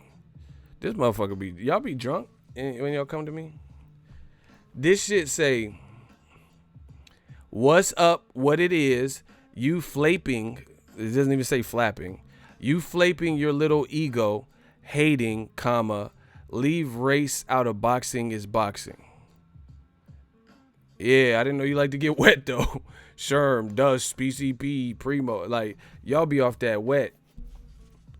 Don't come, listen, I know my show is addictive, but don't, if you off that wet, yeah, Jake, I didn't know you like to get wet, though. Don't come to my shit off that wet, bro, because we're going to look at you strange. It's like an AA meeting. You supposed to be sober, dog. What the fuck is he talking? You flaping? What the fuck is flaping? It sounds like a way to cook a steak. Y'all take that flaping filet mignon. What the fuck is a flaping? Bro, the motherfucker putting comma. Do y'all know how to use punctuation like a comma? Motherfucker putting unnecessary. I drank cool, comma, aid. Like, what? Why'd you space out the Kool-Aid? Man, get the fuck up out of here, bro. Motherfucker said flaping. Leave race out of it. Oh, someone else got blocked. I'm just gonna read the hater comment. Trayvon Long. Guys, this is why he get blocked? Shooters ain't got no chill, bro. But see, y'all gotta start tuning into the show, bro. Because when y'all don't tune in the show, like people, the regulars, they know who's regular around here. You know, it's just like a local bar. You see the locals that come in regularly. We could tell if it ain't someone from in town. My shooters be going, they gully, bro. If you put something crazy. These niggas stayed at home hating on ego. Now they begging him for money. Shout out to LJ. Baby LJ. Look at his pick. Who is his pick of? Trayvon Martin or something? Who did he put? Oh, it's a porno pic? Hey, block that motherfucker. All right. I thought he was doing off his comment. Man, this motherfucker, yeah, block him. Block him. This motherfucker got, he think he a porn star or something. What the fuck was that? Y'all weird, bro. Y'all weird, bro. That motherfucker thought he was Wesley Pipes and shit. Oh, yeah. Lift it up. Lift that shit up. Yeah. Yeah. elbows deep. Yeah, slap on it. All the way. Or like motherfucker thought he a Wesley Pipe. Get him the fuck up out of here, bro. You ain't no motherfucking Wesley Pipes, dog. Yeah. Lift it up. Yeah. Yeah, fuck boxing. Yeah. Bro, you can't even watch no Wesley Pipe flick, bro. That motherfucker be talking through the whole thing. Yeah. Who is the master? Like, hey, bro, you on some show enough shit. You power tripping, bro. Yeah. Nigga, please. Kiss my convert. Like, you doing too much. Like, I can't be watching certain flicks. Like, when they got acting and shit, I don't like that, bro. Certain flicks. I don't like the flicks with the acting and shit. Just get to the good shit, bro. You know? Motherfucker, a dude dress up like delivering a package, you know, and then a girl look fine as fuck in lingerie, open the door. Like, that shit don't never happen. That shit don't happen like that. Like, she in lingerie gonna answer the door, and he's like, I'm gonna need you to sign. Oops, I don't have my pen. That's okay, let me use your dick. Like, really? She has to sign for the package, or like, you don't have a pen. Like, man, get this fake ass acting out of here, bro. Use your penis. Let me stop, bro. That shit never happened in life. And if it did, she finna look like Ursula. She finna look like Ursula from Little Mermaid. She's not finna be fly doing all that. Because if she flies, she got options. She gonna look like, you poor unfortunate souls. She finna look like Ursula out this bitch, bro. She ain't gonna be no fucking J-Lo looking chick. Stop. That shit. Motherfucker delivering the pizza. Oh, I have the wrong address, I guess. Oh, come in anyway. That shit don't happen in life. Shout out to Ghost 10. Nah, we just clowning.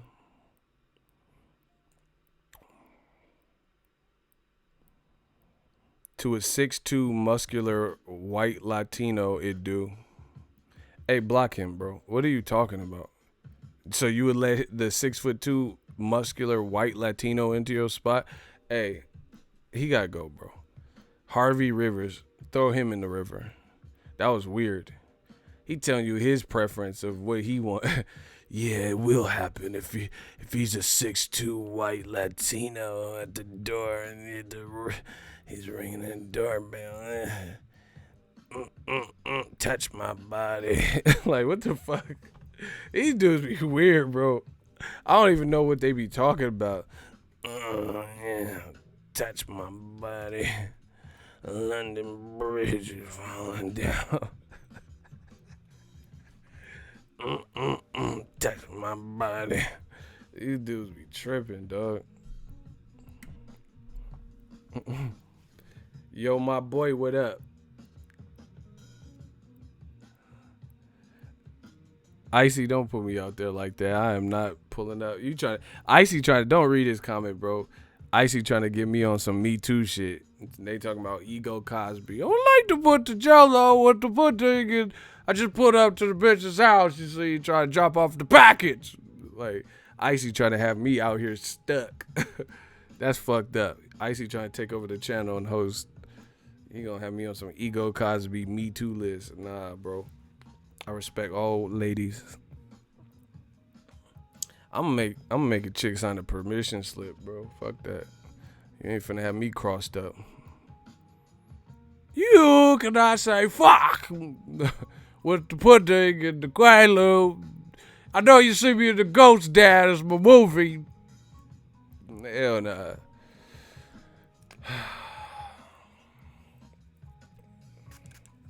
Y'all tripping.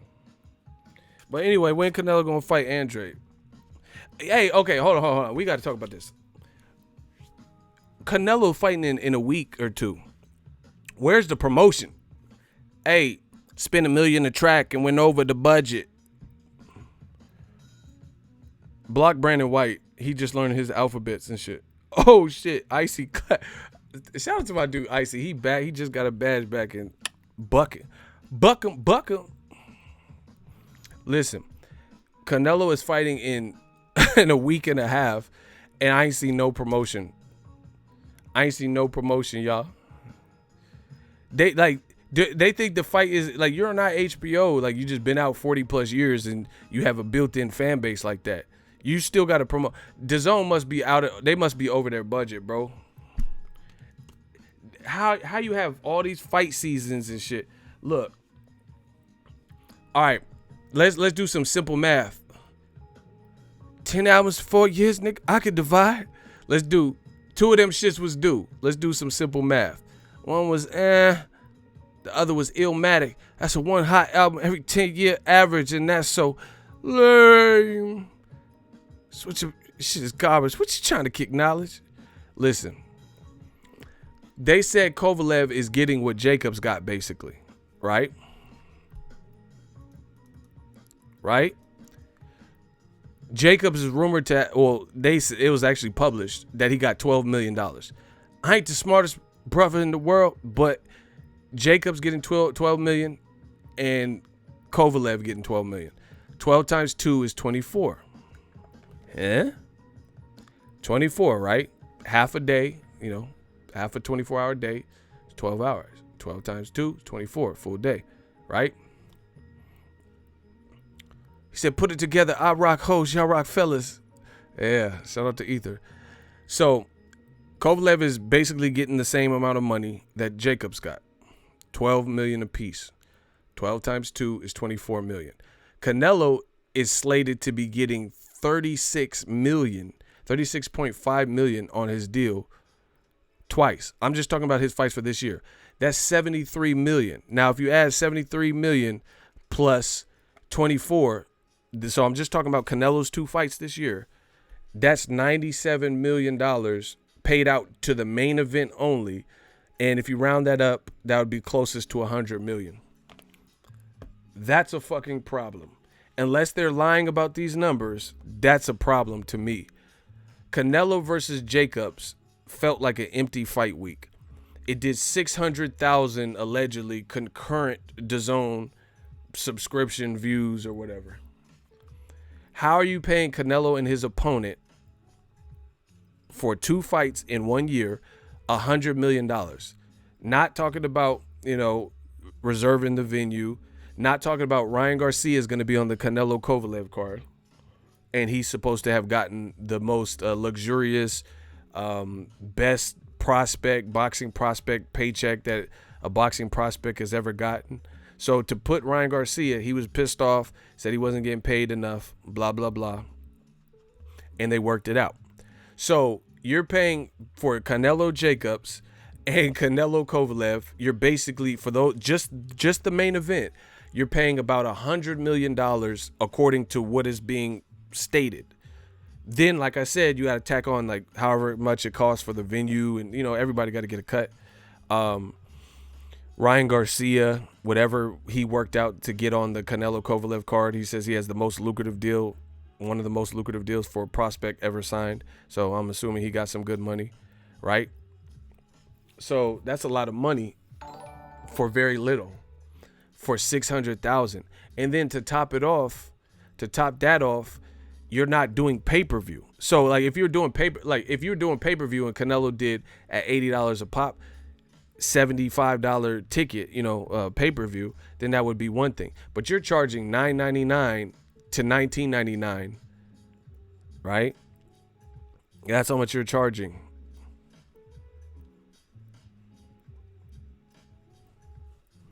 I don't see how that's really feasible. Why? I don't see how that's feasible. That's a lot of money to the main event. Just the main event. Put it in perspective. Canelo and Jacobs didn't even feel like a fight week. Didn't feel like it was promoted good. Canelo Kovalev doesn't feel like it's been promoted good. And I just showed you through mathematical, from what's being reported, Canelo getting 36.5 million twice. That's what he's supposed to be getting on his deal. And Jacobs and Kovalev getting 12 million apiece. Maybe 10, whatever. So you could maybe subtract 4. That was still 97. That was $97 million. That's $100 million, bro. Or if you subtract 4, let's say Kovalev's getting 10 and Jacobs got 12, that's 22. You know what I'm saying? So in the market of 92 to 97, $100 million, somewhere right around there. Just for your main event. Not, like I said, any other expenses, promotion, camera crew, gaffers, all that, Ryan Garcia's paycheck, the undercard paycheck, because the other fighters got to be getting something, whoever else is on these cards. Then, to make that more fucked up, Floyd Mayweather, he got a $100 million guarantee to fight fucking Pacquiao and Conor McGregor, fights that went on to do pay-per-view and sell, 3, 4, 5 million pay-per-views at $100. So how is it that Floyd Mayweather got $100 million in his biggest fights, a guarantee that big in his biggest fights that definitely exceeded, any other fight, Conor McGregor and Pacquiao, those fights on pay-per-view. So basically he had to fight big, major, they had a forecast that he was going to generate a lot of money with that opponent to give him the $100 million check. How is Canelo opponents and their basically Canelo main events for today or for this year costing $100 million for 2 fights? Someone said, bye-bye pay-per-view, bye-bye DAZN app. Hey, yo, foul, bro. No, I really want to understand that. I want to understand how Canelo, and if unless they're lying about the numbers, right? From what's being reported, I don't see how that's even possible. I'm not saying it's not possible. People can come up with bread, but I don't see how that's reasonable. I don't see how that's sustainable. I don't see how that's good. I don't see how you're coming up. It's possible that they could produce this much money, but with no pay-per-view, you shooting yourself in the foot, bro. Canelo's main events ain't even doing $1 million, and it's costing $100 million for 2 Canelo fights, main event only. Like I said, plus whatever Ryan Garcia and the undercard fighters are getting, whatever the venue's costing. Yeah, they have venue sales and concessions and shit like that. It doesn't matter, bro. Smash the like button. That doesn't matter because, oh my gosh. I'm trying to explain the business to you. It doesn't matter what your main event shouldn't be taking up $100 million. Basically $50 million a piece. Because you would have to sell a whole lot of merchandise and a whole lot of concessions to equate to millions of dollars to justify that. That doesn't make sense. Plus ticket sales. You know how many hot dogs you got to sell to make $1 million? Plus, how big is your event have to be that it's going to have enough people in the building to be there to buy all the hot dogs and nachos and pizza and beers and merchandise and shit like that. You have to have events that draw the traffic. That's where you make the fucking money, because like Pacquiao Mayweather, listen. I keep telling y'all the same shit. Thank you for saying that. Floyd Mayweather and Conor McGregor, I went to that fight. I covered that fight for you guys. That only has 16,000 people there in the T-Mobile Arena. But it made more money than Canelo versus Golovkin that had 19,000 people there, 18,000 people there. So even though Canelo or Mayweather versus McGregor had a few thousand less people, obviously the ticket prices were higher for the event. Therefore, they made more money. Or a better example that I've always given on my channel, Joshua can fight Carlos Takam at the Principality Stadium, and there could be 77,000 people there, 80,000 people there. But the UK is not paying the price that they would pay for, just look at their pay-per-views. They're not paying the ticket prices that people paid in Vegas to go see Conor McGregor, Floyd Mayweather. You get what I'm saying? So even though Floyd Mayweather and McGregor only had 16,000 people in change, the ticket price and the amount of merchandise sold, because these are colossal events, right? They make the fucking money back versus fighting Carlos Takam And the tickets are way cheaper, $40 ticket, $20 ticket, shit like that. You see how this works? So the bottom line is your event has to be special and big enough to really recoup a lot of that money. Like Mayweather, Canelo, Mayweather, De La Hoya, Mayweather, McGregor, Pacquiao. That's how you recoup the money. They're off to a bad foot, in my opinion, from just look at it. Hold on one second.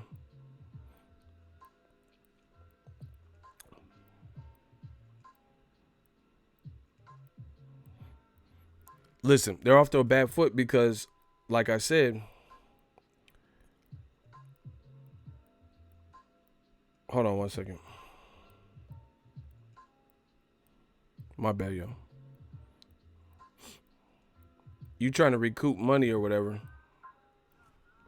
Hold on, I'm getting distracted. I'm trying to pull it up. Basically, the bigger the event. So look at it like this. You're putting Canelo, who's your biggest, he has done the best numbers on Dazn, and you're matching him up with a UFC 244 fight that's competing on a different coast. But some people may opt to like that fight better. Like me, I'm a boxing hardcore, right? Who covers boxing. And I am more intrigued by Nate Diaz versus Jorge Masvidal because I like both of them, and I don't know what's really going to happen. Versus Kovalev, I have a pretty good idea. I'm still going to watch Canelo Kovalev, but if it runs concurrently, then I'm watching Nate Diaz and Jorge Masvidal first. And there's other people like that. So even like, let's say you live in Vegas, you may go closed circuit TV and go watch UFC 244 at a bar. Not necessarily just Canelo versus Kovalev, right? Or you might opt to stay home and have a party and watch one. You know what I'm saying? So that's the problem. Why? Like, they're setting Canelo up for failure. Like, okay, put it this way. Canelo's your biggest star. You've taken away the pay-per-view model, right? And limited him to an app. Floyd Mayweather, nobody dare, if he had a big fight, nobody dare come up with the fight after him and challenge a Floyd Mayweather date. Like, for example, if Mayweather's fighting Canelo, you didn't see the UFC stage one of their big, and here, let me rephrase that. You wouldn't see the UFC stage a big-ass Conor McGregor card or something they know they can make a lot of money because they would rather just opt for a loose date where they wouldn't have to be in competition. Movies do the same thing. Who wants to drop their movie on the same day as Star Wars, on the same day as Harry Potter or Lord of the Rings or something that has this cult crazy ass following? You would come out before them or come out after them, but more than likely you don't want to go heads up with fucking Star Wars. Like, if I just dropped a movie and it was like a smaller budget movie and Star Wars, the new final chapter of Star Wars or Avengers was coming out, then I'm not going to drop on the same day if I had a choice. Because why would you want to go heads up with something that colossal? Right? Yeah, you don't want to compete and go heads up with any major series with the cult following, Fast and the Furious or whatever. You know, it's just stupid. Jumanji, anything that has like that Disney movies and shit, you don't want to go heads up with that. But UFC already had the date, and for whatever reason, DAZN, bro, who is making the decisions? I feel like I'm a YouTuber and I can make more impactful decisions that help your business. That's weird. These people are getting 6-digit salary, 8-digit salary, whatever, and making these decisions. You think it's best to have your biggest earner, the guy who generates the most money for you, fight on the same day as Nate Diaz and Jorge Masvidal. You must criminally be underestimating that fight. And you know how I know? Because I have an ESPN Plus affiliation, so my channel has an affiliate, and I've already sold pay-per-views. People have already used my link to purchase the pay-per-view, and the shit's not until November. So I have a way to track that. And I appreciate you guys that have purchased the Nate Diaz, Jorge Masvidal pay-per-view using my link in the description of all my videos. So I have a way to track to see who, how much money I'm finna get and see how many people have purchased. So there's already people who have used the link and they're gearing up for that fight. Shout out to my dude, Marco. He says, shit, you got a link? I'm about to purchase right now. See, I told you. It goes down. I told you. Yeah, anytime you do that, it helps the channel. I'm an independent channel. I don't have no bunch of sponsors and all this bullshit. I do this from the mud. My link's right there. It's in all of my videos too. You'll see maybe a summary of what the video is about, and then you'll see my ESPN link. Anytime ESPN, you sign up for Plus or a pay-per-view, and then you purchase it through that, it helps the channel. But anyway, so I've already been able to track and see that people have an interest in the Nate Diaz fight because people have used my fucking link. I don't have no, affiliation with Dazn, so I don't know how many people have ordered Dazn right now. But I know they haven't done a good job promoting the Canelo Kovalev fight. So to me, that's really weird that you would put it heads up with the fight like that when UFC announced first for that date.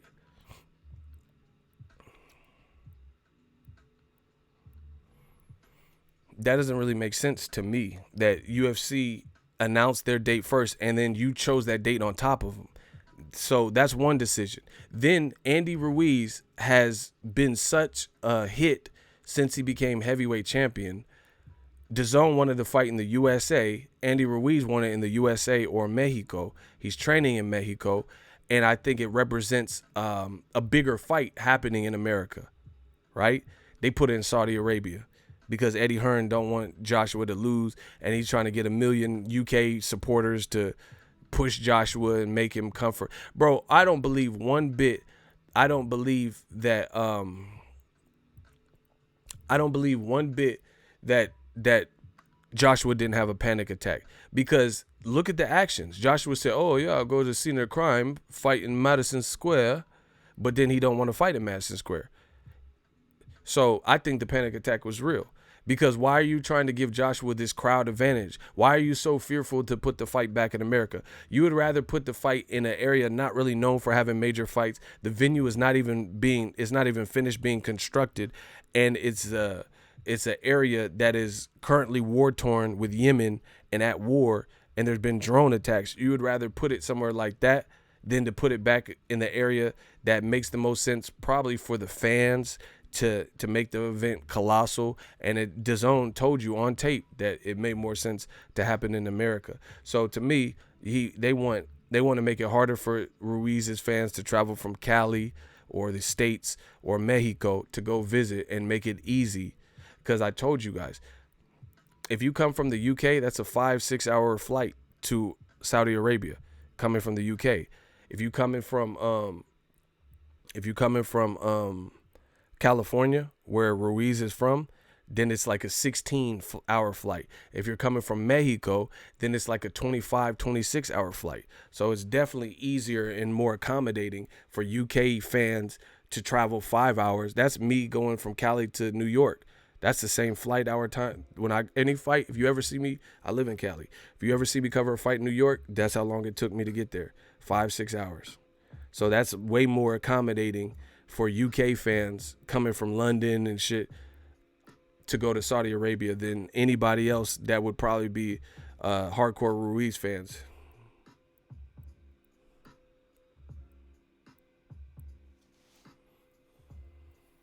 So to me, that don't make sense. So you got your biggest fights. You got your biggest fights competing with other shit. That's weird. Or put it in an area that's not prime for what you're trying to do. Doesn't make sense to me. Makes no sense.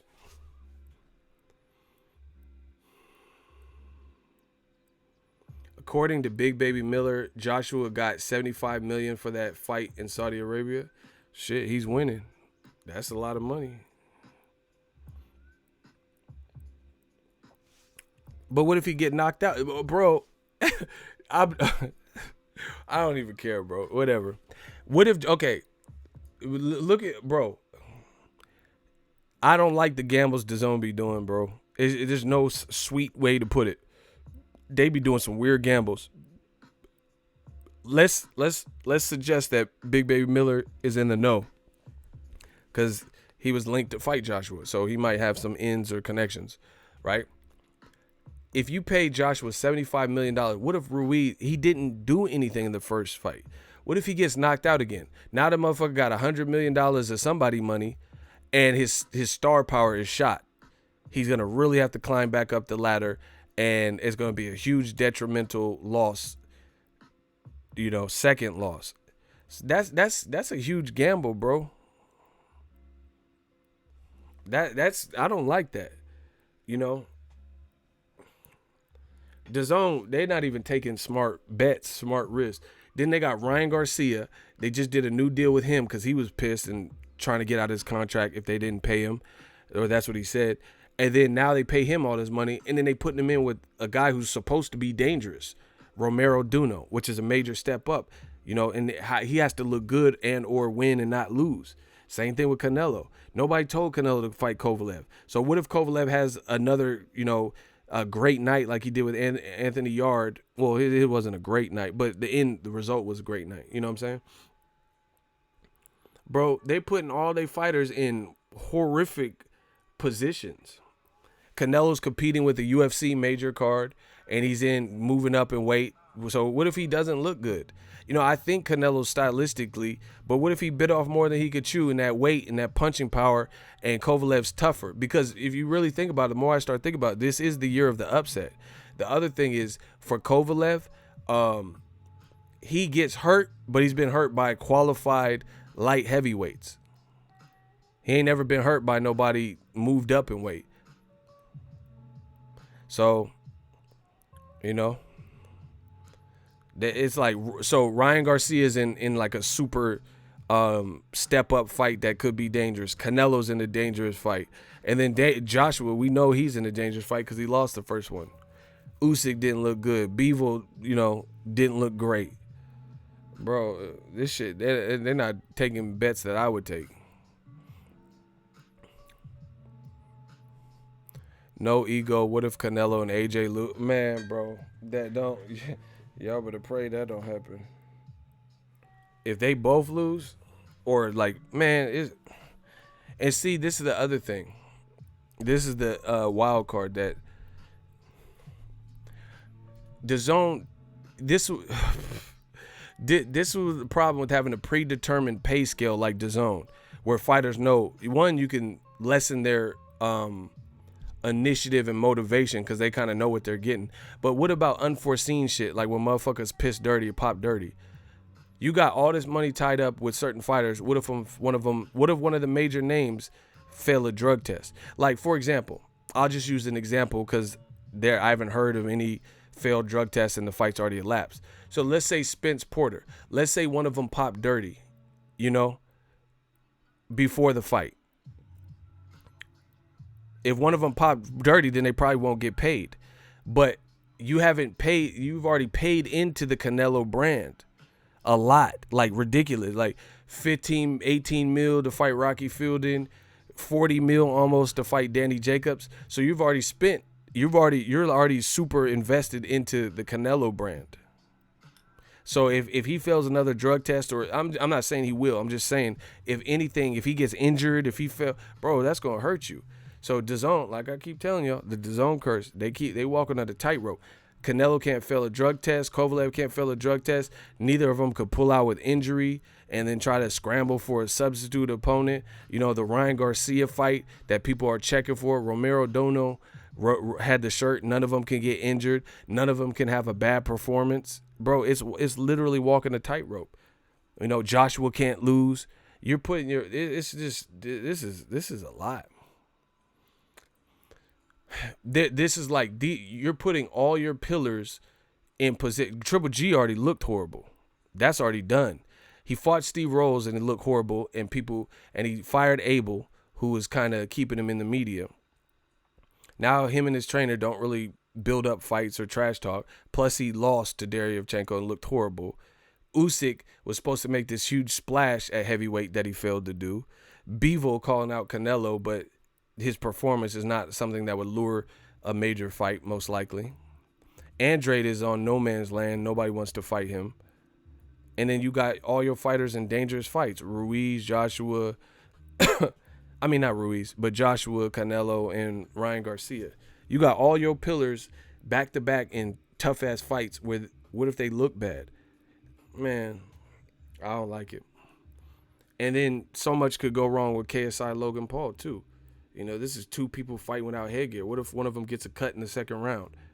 They're gonna end the fight. They're not gonna let him fight like Tyson Fury, two rookies. You know, or if the event is looking like a shit show and it doesn't live up to expectation, this is gonna be on Dazn's watch. Eddie Hearn talking about he working on the next YouTube fight. Did y'all see that?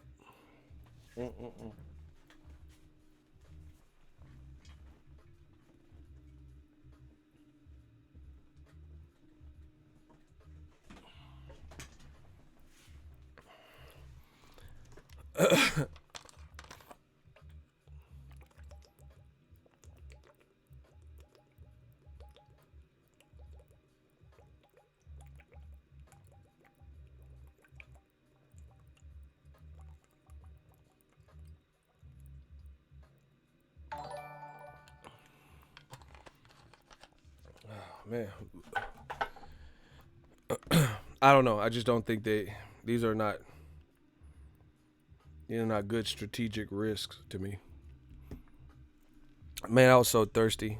That fucking earthquake got me fucked up.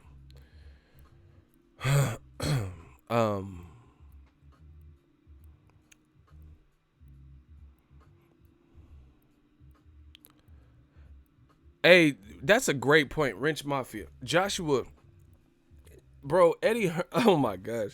Eddie Hearn messed shit up for Joshua. Y'all ignorant. Down in that Grey Goose. Yeah, this is Grey Goose. They just put a Life Water fucking logo on it. Motherfucker said down in that Grey Goose. What? Yeah, they use a plastic bottle for Grey Goose now. Y'all don't think before y'all type. Motherfucker said Grey Goose. Ain't no motherfucking Grey Goose. What the fuck I look like? Why would I just chug Grey Goose straight? Yeah, man, whatever. Anyway, these bets don't make sense. But like my dude Wrench Mafia said, Joshua could have had 50 million plus 50% of the back end money. He's getting 75 million, which is great money, but you getting that and you might lose to a guy you shouldn't have lost to in the public's eyes. You would have probably made more than that fucking with Wilder, because that was a huge undefeated pay-per-view attraction. But Eddie Hearn trying to string it along, you strung it out too long, thinking Joshua was invincible or whatever, and you could just match him with the fights, and then a guy you thought was a cherry pick end up. Jose said, I honestly don't think Logan Paul versus KSI will go past a few rounds. Once one of them gets caught, it's a wrap. Huge difference fighting with headgear and no gear. How many rounds is that fight? I don't even know, because they keep saying it's pro style and no headgear. How many rounds is the fight? How many rounds are they even fighting?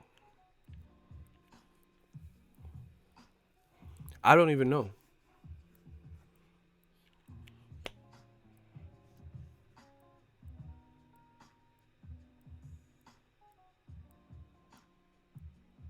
Six rounds?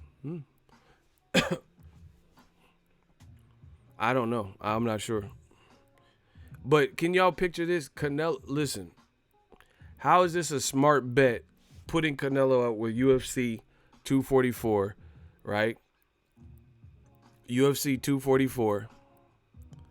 And Canelo and Kovalev is being ill prepared. Ill promoted, excuse me. He fights in a week and a half, and I ain't seen no promotion.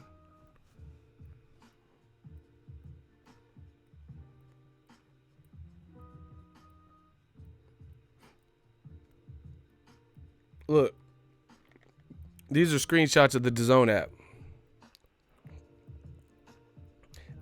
Right when you log in, these are screenshots of the Dazn app. Usyk versus Witherspoon, full fight. Has Jerry Jones something, Pat McAfee. It's fight season, don't miss. Usyk versus Witherspoon. Hispanic Heritage Month. Usyk. Bro, what's up with the content? Has Jerry Jones lost his edge? An ad. Usyk Witherspoon. Hispanic. Bro, it's the same. What is like? Pat McAfee. NFL referees the worst in the history of any sport. Who the fuck is Pat McAfee? I seen him on the show. Who is that? That motherfucker sound like antivirus. Like an antivirus software. Are you sick of your computer getting bugs? Try the new Pat McAfee. Who is that? Who's Pat McAfee? Don't that sound like antivirus? He's a punter and he has his own podcast. Bro, Pat McAfee got 3 shows right here. Who is he though? He got 3 episodes. Is he really a punter?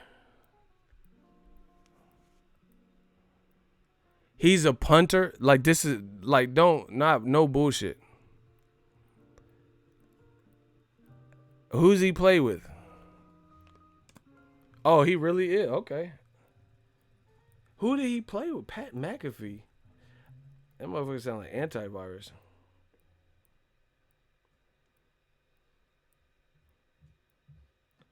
Oh, wow. He really is a punter.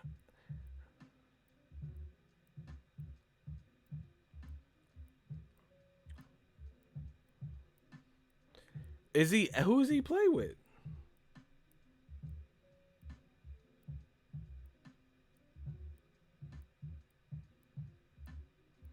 Oh, is he retired?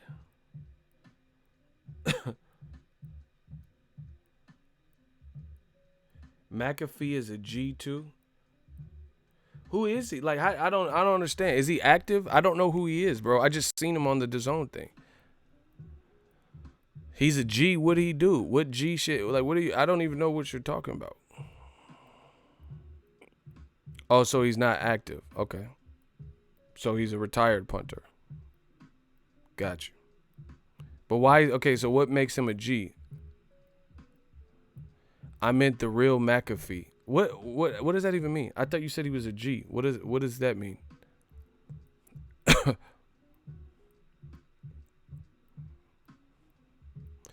No. To answer Justin Cole, my honest opinion, I don't. Ego, if Joshua knocks out Ruiz in devastating fashion earlier than he got knocked out, do you think Wilder Joshua regains the luster it had before? No.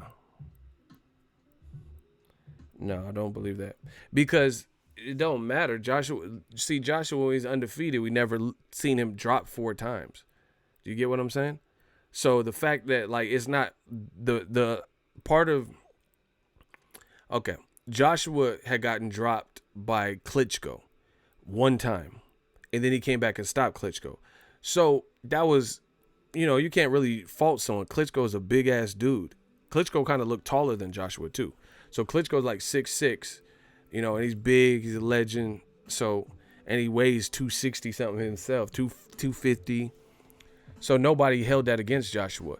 But you fought a guy with 5-week notice and hurt him, and then him hurt devastated you 2 times, and then another 2 times, and you never regained your legs. Do you get what I'm saying? Like, so there's no, you can't really regain that ground that you lost. People know Joshua can be hurt now. Do you get what I'm saying? Versus before, it was just we seen him hurt in the Dillian White fight, but he never went down. Then we seen him hurt in the Klitschko fight, and he did go down, but no one held it against him because it's Klitschko. But now a guy with 5 weeks that looks like he's not in the craziest shape, piece you up and drop you 4 times. The Wilder fight is not going to ever be what it once was, because it wouldn't be shocking if Wilder knocked him out. Wilder for sure hits harder than Ruiz, and I love Ruiz, but I mean, come on, bro. He does. And Wilder hits harder. So if he connects, you already know what's going to happen. That's what happened to any heavyweight. That's what happened to me. It would happen to, bro, he has that type of power. It's very evident. You don't just knock out 40 heavyweights. Because, like, some guys are just, they're never going to win a title, but they tough as fuck. He knocked all of them out. Listen, I'm going to say it again. Some guys along the road, like, that you'll fight, just like journeyman type, they know how to not get knocked out. They're never going to win a title or never be great, but they could be some of your toughest fights because they could be tough as fuck and, you know, just well-conditioned. They're used to losing. They've lost. They're already over the fact that they lost, and they bring a fight each and every time. There's guys like that. Wilder knocked all of these motherfuckers out, bro. There was a fighter that told me, the person that punched him the hardest was not any of the top names he fought. It was like some random journeyman. He said some random journeyman hit him so fucking hard, he was like, oh my gosh. And he said that's the thing, is like, you know, like elite fights, you're not, you know, you're like, you're switched on. You're not trying to get hit with a big shot. You know this guy, what he's capable of, because he got the pedigree and his name is ringing bells. But he said a journeyman hit him so fucking hard. So you guys have to understand boxing. And I believe that. Just because you have fame and stuff, there's a lot of punchers with fame too. But there could be a journeyman that got the most cracks. The thing is, the journeyman has cracks, but he might not have the skill set to finish you off or, like, you know, fully do it. Like, here's an example. Darnell Boone. Darnell Boone got fucking cracks, dog. Oh my God. Look at Icy saying the same thing. See, it's not like Darnell Boone beat all the names, like, you know what I'm saying? But he hurt Kovalev. He dropped Ward. Bro, Darnell Boone's will fuck you up. He stopped Adonis Stevenson. Darnell Boone's will fuck you up. And he don't even look that big, bro.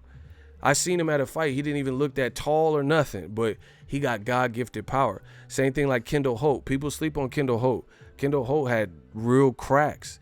So there be guys out there like that, you know? So if Wilder fought all these, like, people keep, see, I respect boxing to a whole different degree than some of these people. They rather say bum squad and all this bullshit. But the fact that you knocked out every fucking Mike Tyson didn't even do that. Mike Tyson fought some bums, you know, like on the way up, of course, and he didn't knock them all out. So something about Wilder's power is for real, because you're not going to just knock out every fucking person. That is just... Name someone else that knocked out, like, Gervonta Tank Davis. There's a ton of great punchers, and they fought someone and they didn't knock him out. Wilder has literally hurt and virtually knocked out everyone he's fought. That's something. There's more to that story. Especially at heavyweight. These motherfuckers be bigger than Wilder. And like I said, some of them journeymen will never go on to, like, you know, necessarily be remembered and win all the titles, but they're at least tough. Like, okay, Keith Thurman, when he was punching hard as fuck, he was on HBO. See, I know my boxing. That's why these motherfuckers can't fuck with me for real. That's why the fans watch me. Keith Thurman fought a guy named Jan Zevic, and he couldn't stop him. Berto stopped him, but Keith Thurman couldn't. And this was Keith Thurman when he was, like, you know, super dangerous and hungry. And one time, and he was, like, hitting people with some shit. He hit Jan Zevic with some hard shit. He could not stop him. And I think that was like the first guy in a while that really went the distance with Thurman. Right? So you get to those guys that just stylistically, you know, they're just tough. They're just going to be around. Wilder's knocking out guys with weight advantages, some taller, some equal height, some fatter, some buff. That's real power, I'm telling y'all. I think Wilder, I'm not even just saying that. I literally think Wilder may be the biggest puncher that boxing has ever seen. Charlo couldn't stop Adam. That's what I'm saying. And Adams got stopped by someone way lesser than Charlo in John Thompson. See, I know my boxing. It's okay. Per capita, I think Wilder may be the biggest puncher. You got a good voice. Stick with it. This kind of field is for you. You must be new, but appreciate you. Thank you. Wilder per capita, because there ain't nobody. Name someone else in history who's weighing 209, 212, that's hurting people and knocking people out stupid.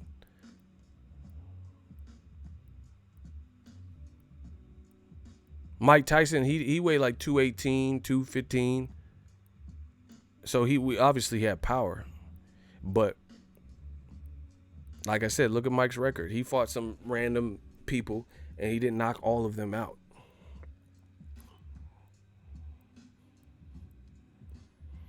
I believe Berto stopped him after the Ortiz loss. Correct. See, y'all know boxing. I love it.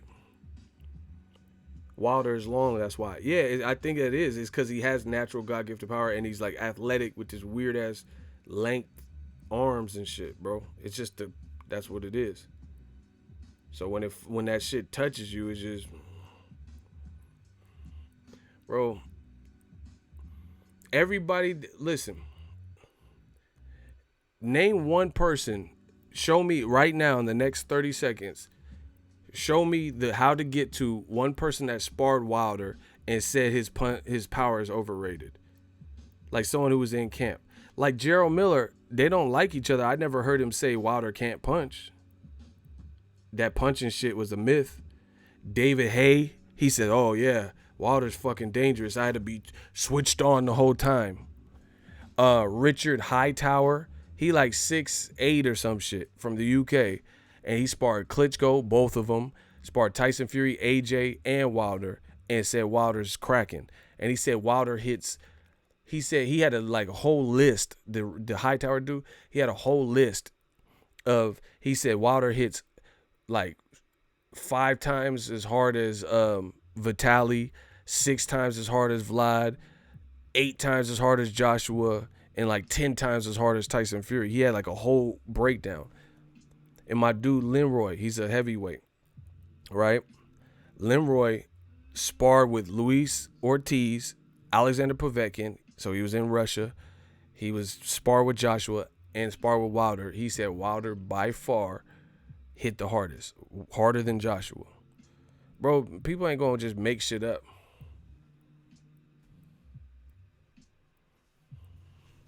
They not gonna just give you no credit for no reason. Rumor is supposedly Big Baby was put in the hospital. Yeah, they said he had, I don't know. There's different stories. Greetings from Monterey. Shout out to Monterey. I love that place.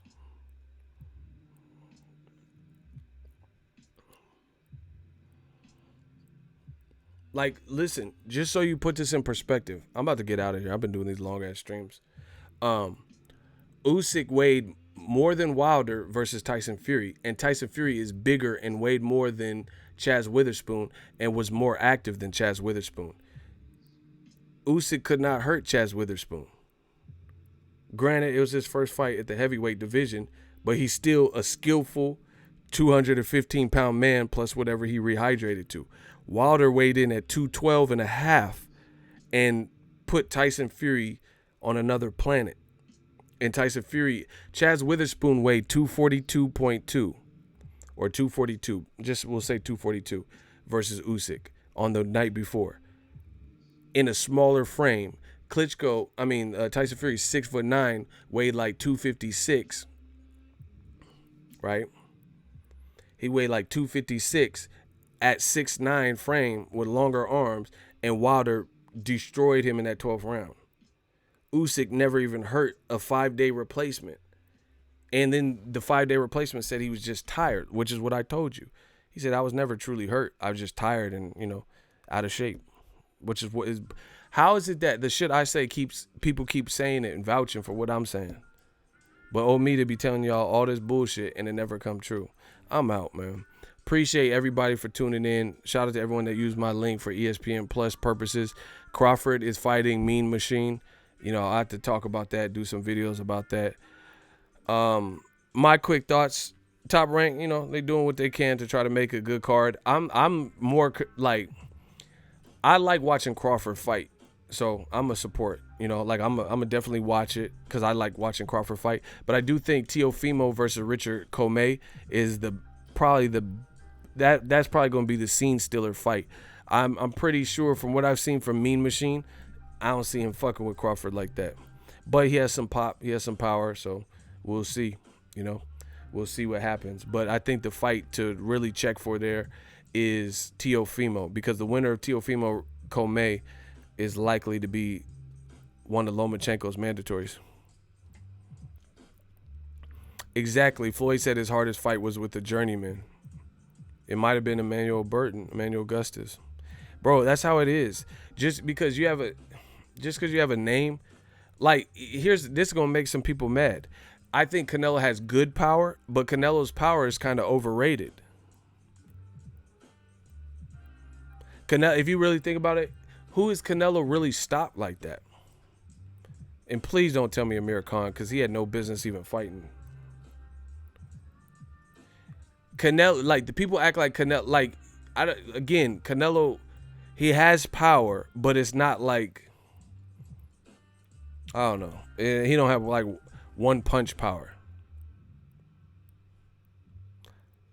Name anyone he hit with one punch and that knocked him out. Khan. That's the only one that really comes to mind. He was fucking Kirkland up,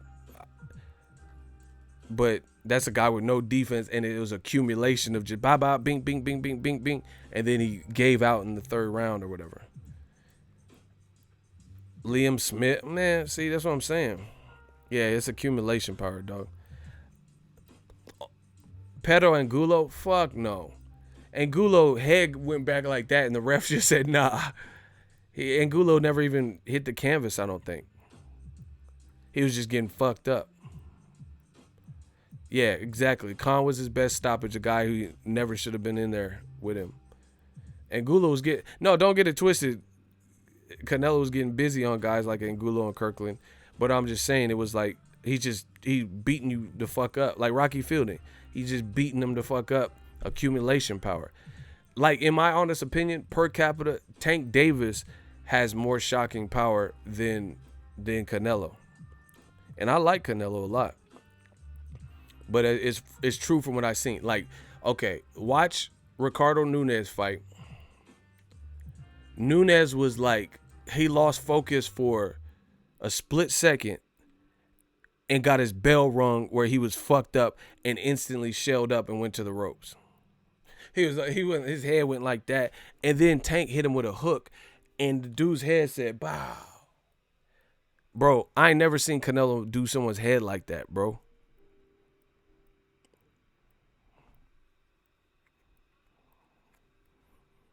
Same thing with Errol Spence. I think Errol Spence got like real, like Sean Porter just got a chin, bro.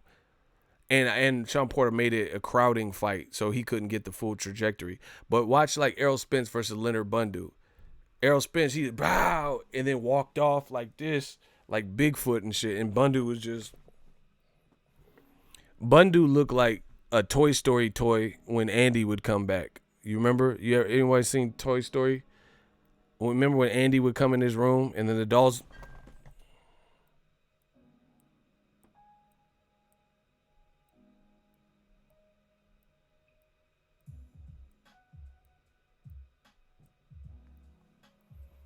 That's what Bundu did, bro.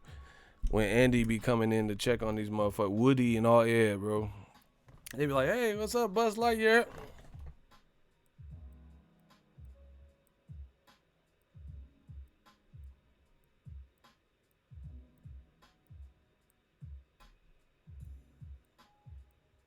Motherfucker look like an Annabelle doll and shit. Fucking Bride of Chucky looking at, bro. Hey, Andy. Your own personal mojo, Doc. You mean I gotta stay in the body of a 10-year-old boy, John? Bro, that motherfucker did a Chucky so quick. But Aunt Maggie, Chucky did it. Listen to me, goddammit, I'm gonna throw you in the fire. Talk to me, goddammit, I'm gonna throw you. Chucky's like, "You fucking bitch, you pug whore, I'll fuck you." Hey, Chucky went crazy on her, bro. That shit was crazy. She started to finally believe Andy. Listen to me, goddammit. I'm gonna throw you in the fireplace. Talk to me, goddammit. The motherfucker turned his head. Oh, you fucking bitch. You stupid whore. I'm gonna fuck with you. Chucky was like, hey, my nigga Chucky. I don't know what I just choked on, but I almost choked, bro. Hey, that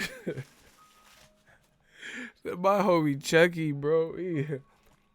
Listen to me, goddammit. I'm gonna throw you in the fireplace. Talk to me, goddammit. That motherfucker said, oh, you fucking bitch, you stupid whore. I'll fucking kill you. Chucky with hyphy, dog. Oh my gosh, I gotta watch Child's Play. That shit was funny, bro. That motherfucker had no batteries in there. Oh, you bitch ass, I'll kill you. You fucking whore. That fucking bowl cut was swinging. Oh, my face hurts. I'm gonna watch that. Whew. Anyway, I'm out. Chucky got a better chin than Con. Hey, you disrespectful, dog. Why you do it like that, dog? Chucky got a better chin than Con. Wow. I like the killers like Freddy and Chucky because they be talking a little bit of shit. Andy was trying to creep through the house and Chucky popped up from the couch with that baseball bat. He said, batter up. It really just clubbed Andy shit. I liked it. Oh, it's Halloween month. It's October. I'm about to watch hella scary movies. What's y'all favorite scary movie? Go. Name the best scary movies. I want to hear y'all. I want to hear. That man said, batter up. Chucky food. Best horror movies. I gotta say, Halloween, hell yeah. Lost Boys, that's one of mine. Stay away, stay away, stay away. Stay away. That Lost Boys go crazy. Insidious, Omen, okay. Jeepers Creeper. That's that Scarecrow. That motherfucker was ugly as fuck, bro. That's how Cam Newton be dressing, like Jeepers Creepers. That motherfucker. Do y'all see Cam Newton when he be at the losing games and shit? He be at the press fight, the post game shit. Dressed like Jeepers Creepers. He be wearing some weird ass shit.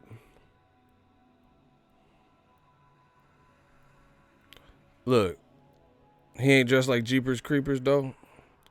This motherfucker look like an independent slave and shit. A single mother slave, bro. Hotel valet and made his own outfit looking at it. He don't look like Jeepers Creepers. Bro, he look like a smooth criminal. This motherfucker look like Michael Jackson and Harriet Tubman. What the fuck is this, bro? Hey, he tripping, dog. Yeah, he look like a self-sufficient witch. Get the fuck out. Hocus pocus. Amok. Get your ass out of here. Nightmare on Elm Street and Friday the 13th. Classic. Terminator is a horror film. No, it's not. He said Erykah Badu dresses him. Scream, that's a classic. Conjuring, all right. Y'all got some good taste. What would you say? Terminator is not a horror film, bro. That's a sci-fi action film. Freddy vs. Jason. Man, I love People Under Stairs. That's a classic one. People Under Stairs. What else? Silver Bullet. From Dusk Till Dawn.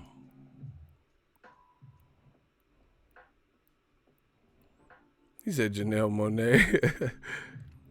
Candyman is a hood legend. Yeah, I heard they redoing that. Saw. Hey, I gotta watch Cabin in the Woods. I heard about that. Tales from the Hood. Oh, wow. Ah, yes. Shit. You'll be knee deep in the shit. Don't worry. I got this shit. This motherfucker had that big ass gap. Wrong Turn. That was good. Fright Night. Leprechaun. Hey, y'all know some movies. Ah, yes, the shit. You'll be knee deep in the shit.